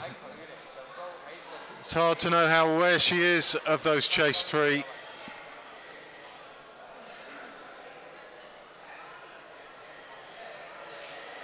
So a little pan back.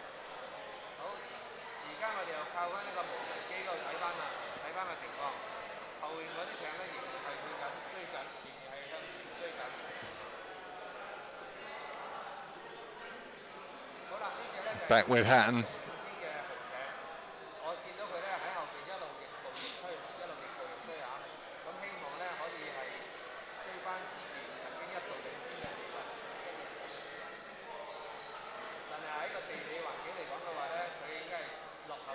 Looking over her left shoulder there, but there she goes. Just look over the right shoulder. That's the one she needs to be aware of, I think.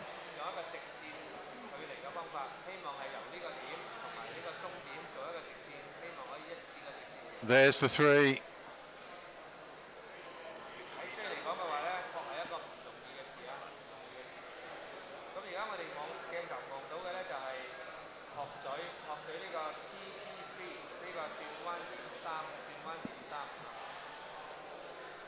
So 42.04, Nixon. She's been the leader for a long time. 42.03, Byrne. Bottom of your screen in 3rd place is 42.05, Hatton. But that could be temporary because she's being hunted big time. And there's the nose of the next of the Hunt's group. That's Hartley, Russell and Clark. And the finish is around that headland to their right. So the 3 on the inside probably have the advantage. That looks to be Stencils.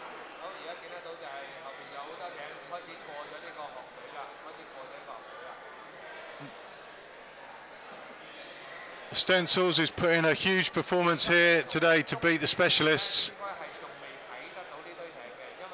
You would have got good money if you betted on her having a win in the under-23s today.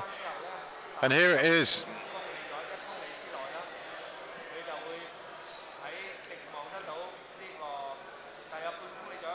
This is getting pretty brutal. You can see that headland, top of your shot, top left. They've got to go round that. It's slightly to the right. So that group of 3 with Hartley, Russell and Clark, I would say have the advantage over Hatton, currently listed as 3rd position, but that could be in jeopardy.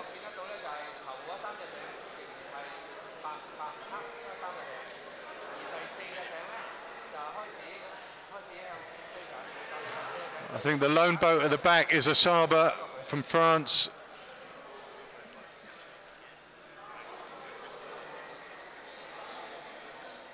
And here we are with the leaders. So Nixon closest to us with a little bit of orange on the front of her boat. Top of your screen, Byrne.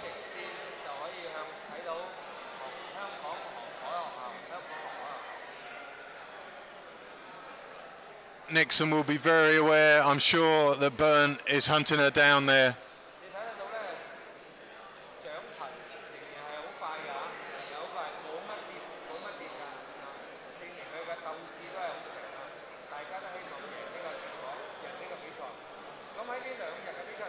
This is some battle emerging here now.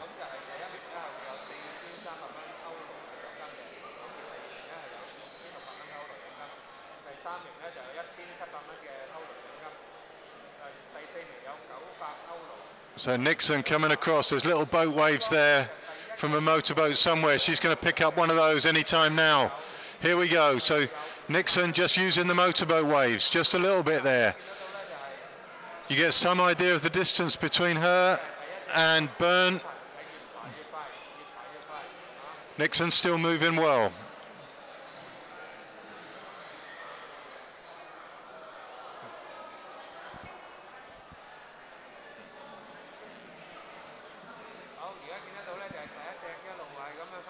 So Nixon from Byrne, still labelling Hatton as number 3, but that has got to be, a time has to be up on that shortly.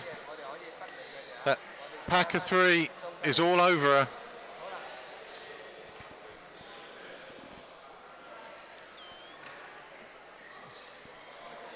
So Nixon leads fairly comfortably from Byrne, who you can just see now. Then it's an even bigger gap. So 1 and 2 look to be safe.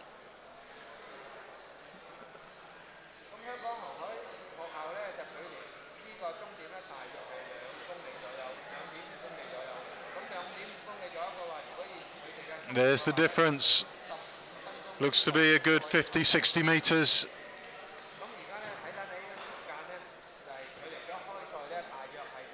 Nixon must surely sense that finish getting closer now.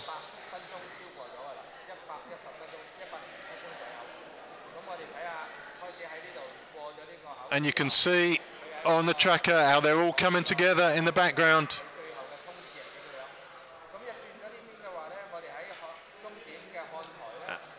And Hatton is going to be joined by the group that's been chasing her for so long. All the different routes come together around the final headland. And we start to get a true picture of what's actually happening. Nixon clear from Byrne. Then it's anyone's game beyond that. And that is going to be a mean race for third now.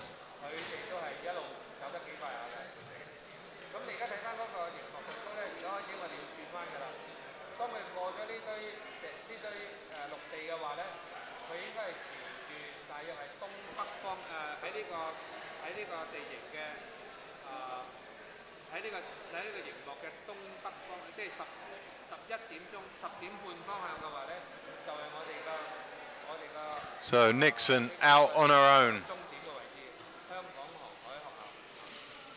Looking fairly comfortable. Byrne running out of time now to close her down. But the big story is that bronze now is going to be fought over by 4 people. It is going to come down to a sprint finish.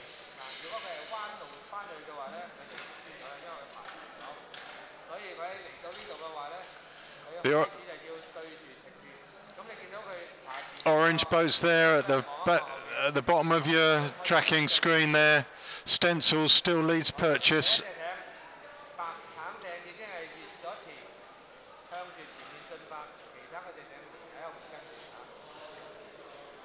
But it's all going on. Third place has just become a complete bun fight.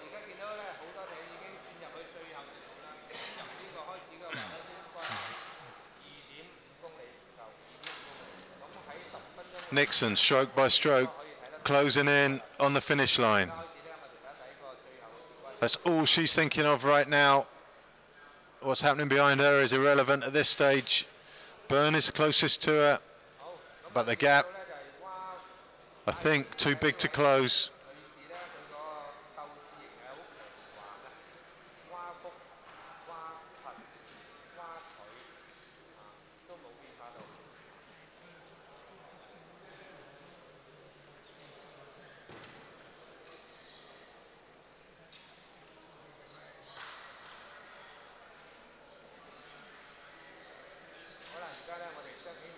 So Nixon, stroke by stroke, reducing the distance between her and the gold medal. Phenomenal race from her. She took the lead shortly after the 9 pins on the downwind section. Michelle Byrne, a huge charge on the outside. Came past Clark and Hatton. When they came in kissing Wales, she was in second place. Hatton was third there, and there's the tracking. Front 2, Nixon and Byrne, they're clear. The tracking makes it look a little closer than it is. But that group of 4 behind the lead 2, that is some game. Hatton still listed as third place on the tracker that we can see on our screen.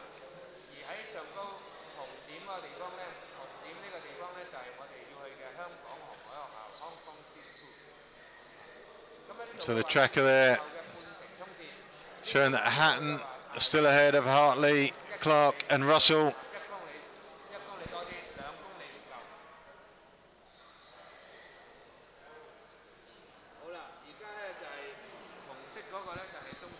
So as they made their way around that final headland, the red dot you see at the top of the screen, that's the finish.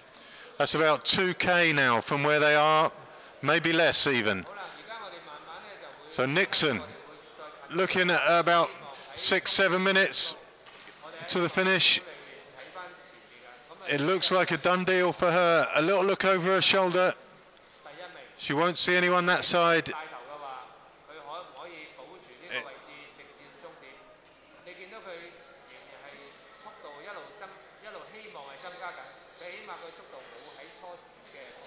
Nixon from Byrne. Byrne from a pack of 4, currently led by Hatton.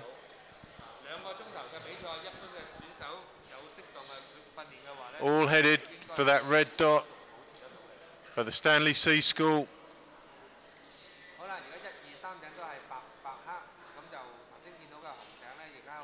It's gradual progress.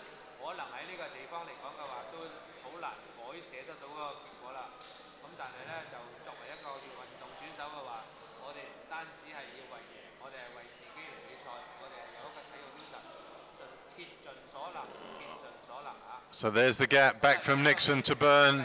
It's pretty much a lap of honour now for Nixon. Fairly easy going, but those waves behind her on the motorboat could well play for Michelle Byrne.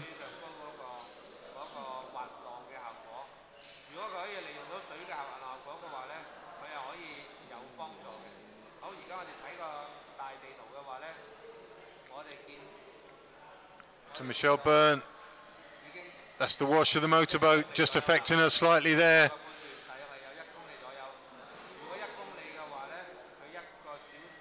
It's so hard with the motorboats and the cameras. You can see the motorboat waves.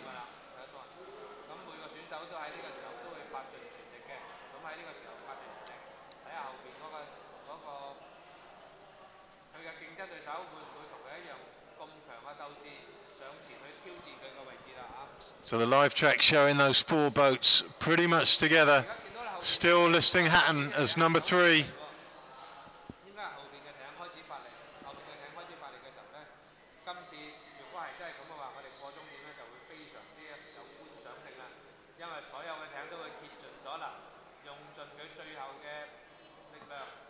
So Nixon, all the excitement unfolding behind her. Nixon's journey to the finish, I think, is fairly straightforward.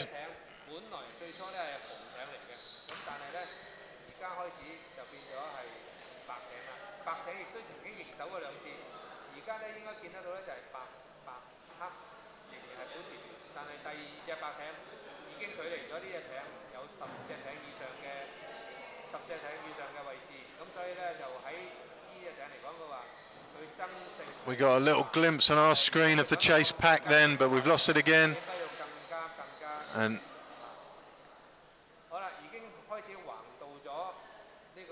still Hatton listed as the 3rd boat.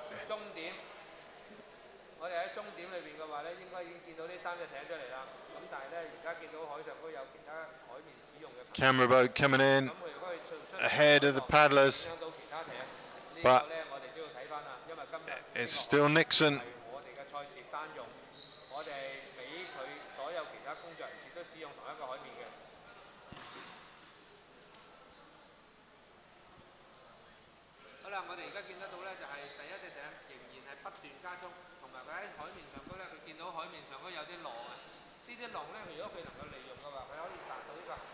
So Nixon Byrne safe in 1st and 2nd. It looks like 3rd place might now be a straight fight between the Hatton and Hartley.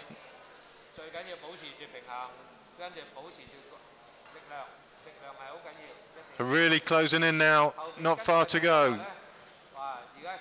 Michelle Byrne 2nd place and safe in 2nd place. It's Hatton and Hartley, got to fight it out for that final medal.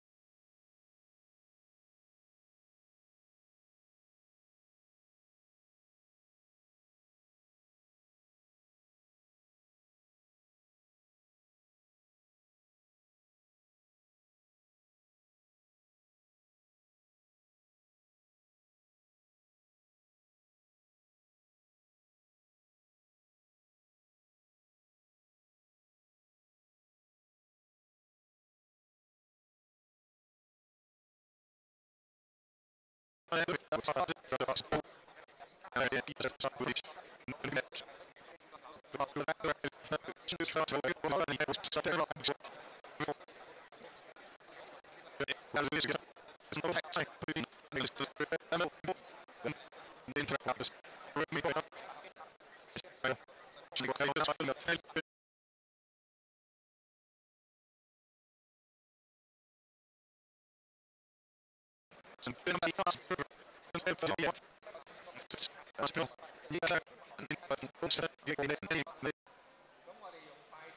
mean race for third now.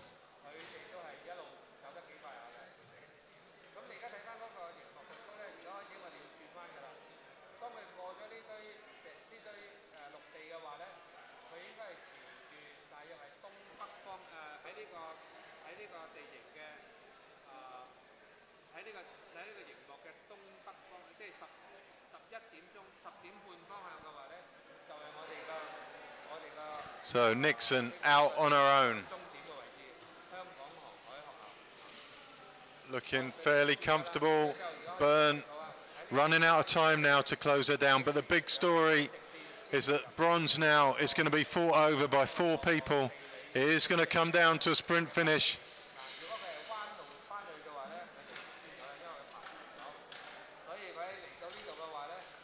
The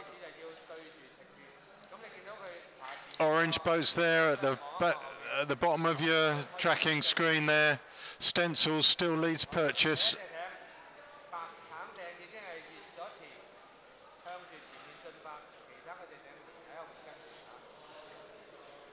But it's all going on. Third place has just become a complete bun fight.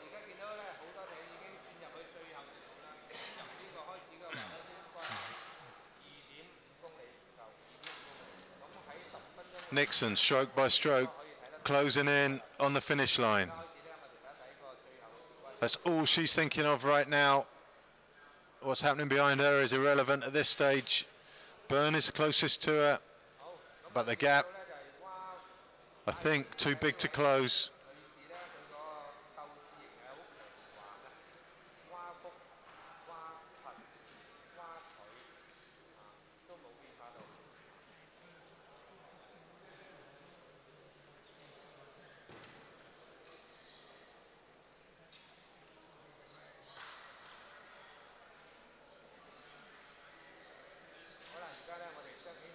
So Nixon, stroke by stroke, reducing the distance between her and the gold medal. Phenomenal race from her. She took the lead shortly after the 9 pins on the downwind section. Michelle Byrne, a huge charge on the outside. Came past Clark and Hatton. When they came in kissing Wales, she was in second place. Hatton was third there, and there's the tracking. Front 2, Nixon and Byrne, they're clear. The tracking makes it look a little closer than it is. But that group of 4 behind the lead 2, that is some game. Hatton still listed as third place on the tracker that we can see on our screen.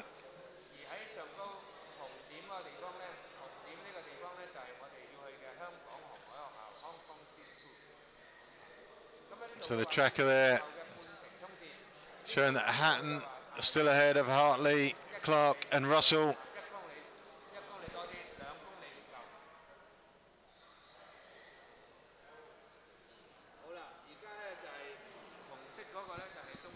So as they made their way around that final headland, the red dot you see at the top of the screen, that's the finish. That's about 2K now from where they are, maybe less even. So Nixon looking at about 6-7 minutes to the finish. It looks like a done deal for her. A little look over her shoulder. She won't see anyone that side.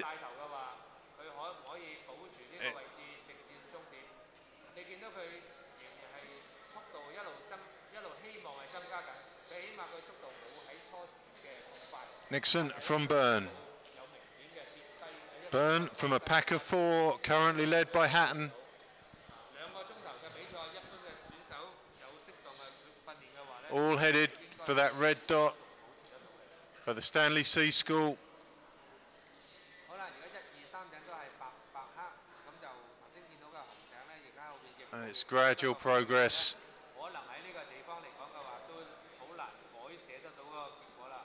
咁但係咧，就作為一個運動選手嘅話，我哋唔單止係要為贏，我哋係為自己嚟比賽，我哋係有一個體育精神，竭盡所能，竭盡所能啊！ So there's the gap back from Nixon to Byrne. It's pretty much 已經超過 a lap of honour now for Nixon. 頂以上，所以 Fairly easy going, but those waves behind her on the motorboat could well play for Michelle Byrne. 嗰個滑浪嘅效果，如果佢可以利用到水嘅效果嘅話咧，佢係可以有幫助嘅。好，而家我哋睇個大地圖嘅話咧，我哋見 To Michelle Byrne. That's the wash of the motorboat, just affecting her slightly there. 大約係有1公里左右。如果1公里嘅話咧，佢1個小時係跑 It's so hard 至15公里嘅話， with the motorboats and the cameras. You can see the motorboat waves. 咁每個選手都喺呢個時候都會發盡全力嘅。咁喺呢個時候發盡全力，睇下後邊嗰個佢嘅競爭對手會唔會同佢一樣咁強嘅鬥志，上前去挑戰佢嘅位置啦嚇。 So the live track showing those 4 boats pretty much together. Still listing Hatton as number 3. 應該係後邊嘅艇開始發力，後邊嘅艇開始發力嘅時候咧，今次如果係真係咁嘅話，我哋過終點咧就會非常之有觀賞性啦，因為所有嘅艇都會竭盡所能，用盡佢最後嘅力量，希望係。 So Nixon, all the excitement unfolding behind her. 咁喺今次呢個 Nixon's journey to the finish, I think, is fairly straightforward. 艇本來最初咧係紅艇嚟嘅，咁但係咧而家開始就變咗係白艇啦。白艇亦都曾經易手過2次，而家咧應該見得到咧就係白黑仍然係保持住，但係第2隻白艇已經距離咗呢隻艇有10隻艇以上嘅位置，咁所以咧就喺呢隻艇嚟講嘅話，佢爭勝。 We got a little glimpse on our screen of the chase pack then, but we've lost it again. 應該要更加。 And 好啦，已經開始橫到咗呢個海峽。 still Hatton listed as the 3rd boat. 終點，我哋喺終點裏邊嘅話咧，應該已經見到呢3隻艇出嚟啦。咁但係咧，而家見到海上都有其他海面使用嘅。 Camera boat coming in 咁佢如果佢出 ahead of the paddlers, 到其他艇，呢 but 個咧我哋都要睇翻啦，因為今日 it's still Nixon. 係我哋嘅賽事單用，我哋俾佢所有其他工作人士都使用同一個海面嘅。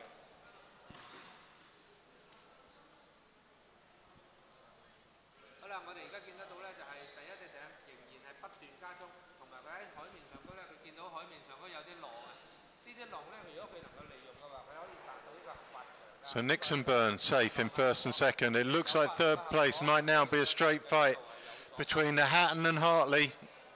最緊要保持住平衡，跟住保持住力量，力量係好緊要。 So really closing in now, not far to go. 哇！而家睇落去嘅話， Michelle Byrne 2nd place and safe in 2nd place. 咁所以咧，我哋喺呢度 It's Hatton and Hartley got to fight it out for that final medal. 加強嚇。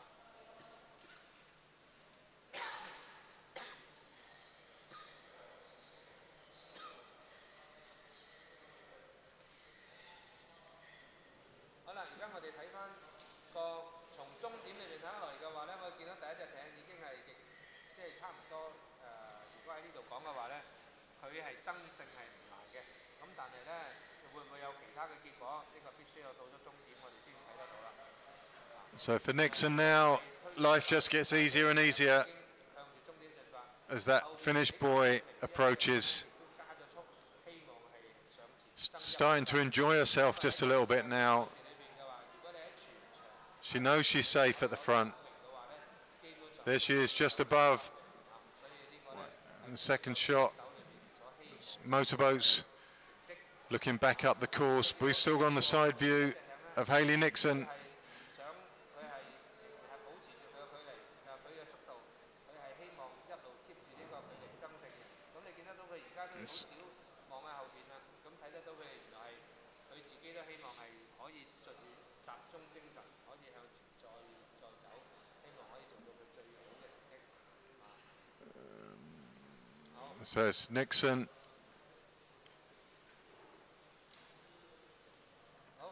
So here we go. So it's Nixon closest to us. To her right, our left is Byrne. In the background then looks to be, it should be Hatton, but it looks more like Hartley. Yeah, it's Hatton in a black boat. Yes, so it is. It is Hatton. So danger looks like it's passing for Hatton. The boat's beginning to separate again.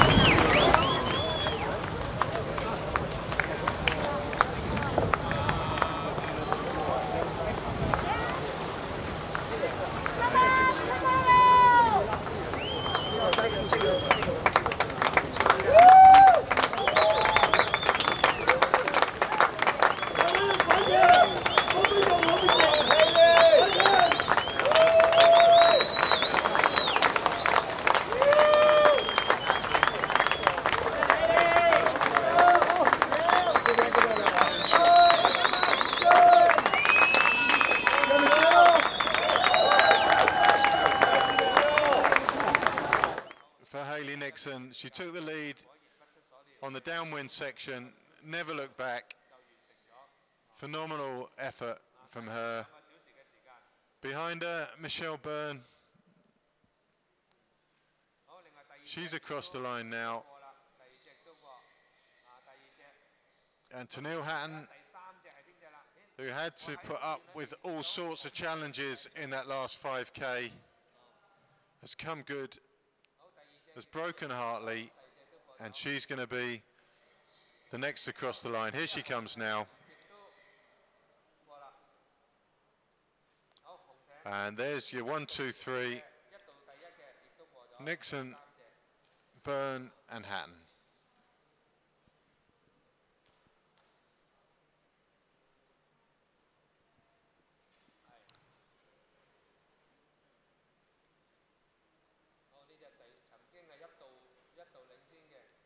So Hatton,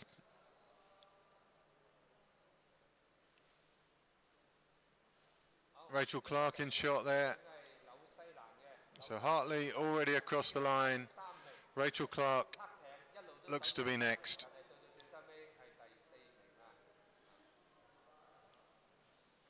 So there's your top 5 in the prize money.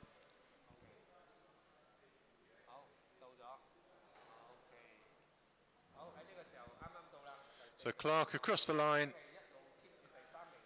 so strong on the first 7K up to 9 pins. Suffered, revived, suffered again, and came good towards the end there.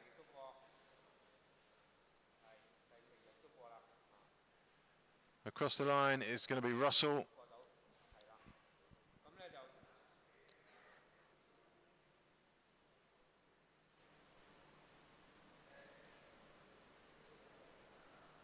not in the race. That one confused me a bit there. I thought Stencils had already finished, but no. But that's going to be the next interesting one. It's the winner of the under 23.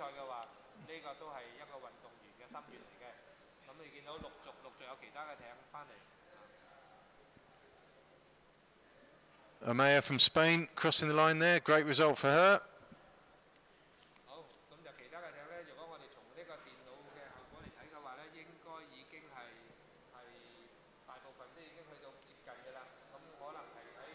And now we wait for the under 23s. Stencils in a black boat with green tips. It's a little wait.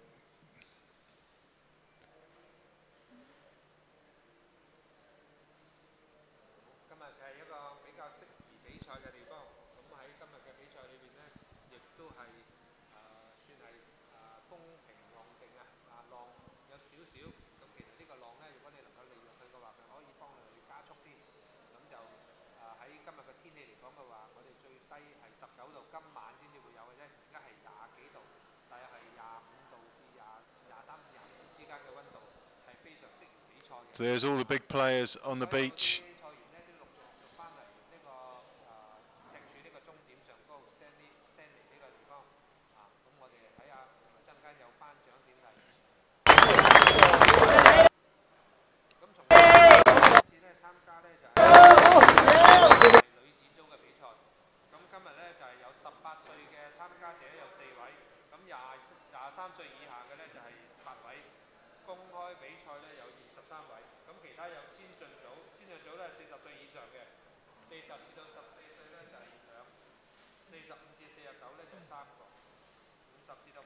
Yep, all good.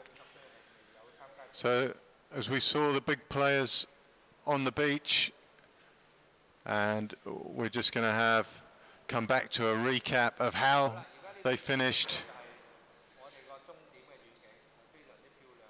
So Hayley Nixon had been leading for a considerable amount of time. She opened up a gap that was unassailable, and we'll see how they came across the line very shortly. I believe your transmission went down for that.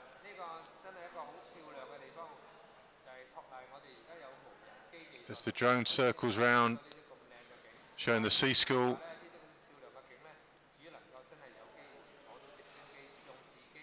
It's a beautiful area we're in here.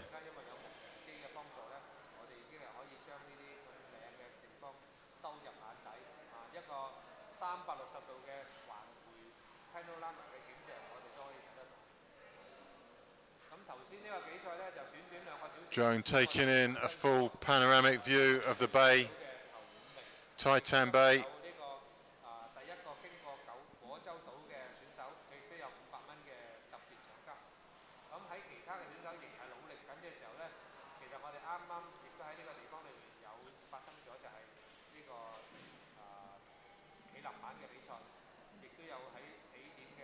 Drone taking in very affluent area around Stanley here. Yep.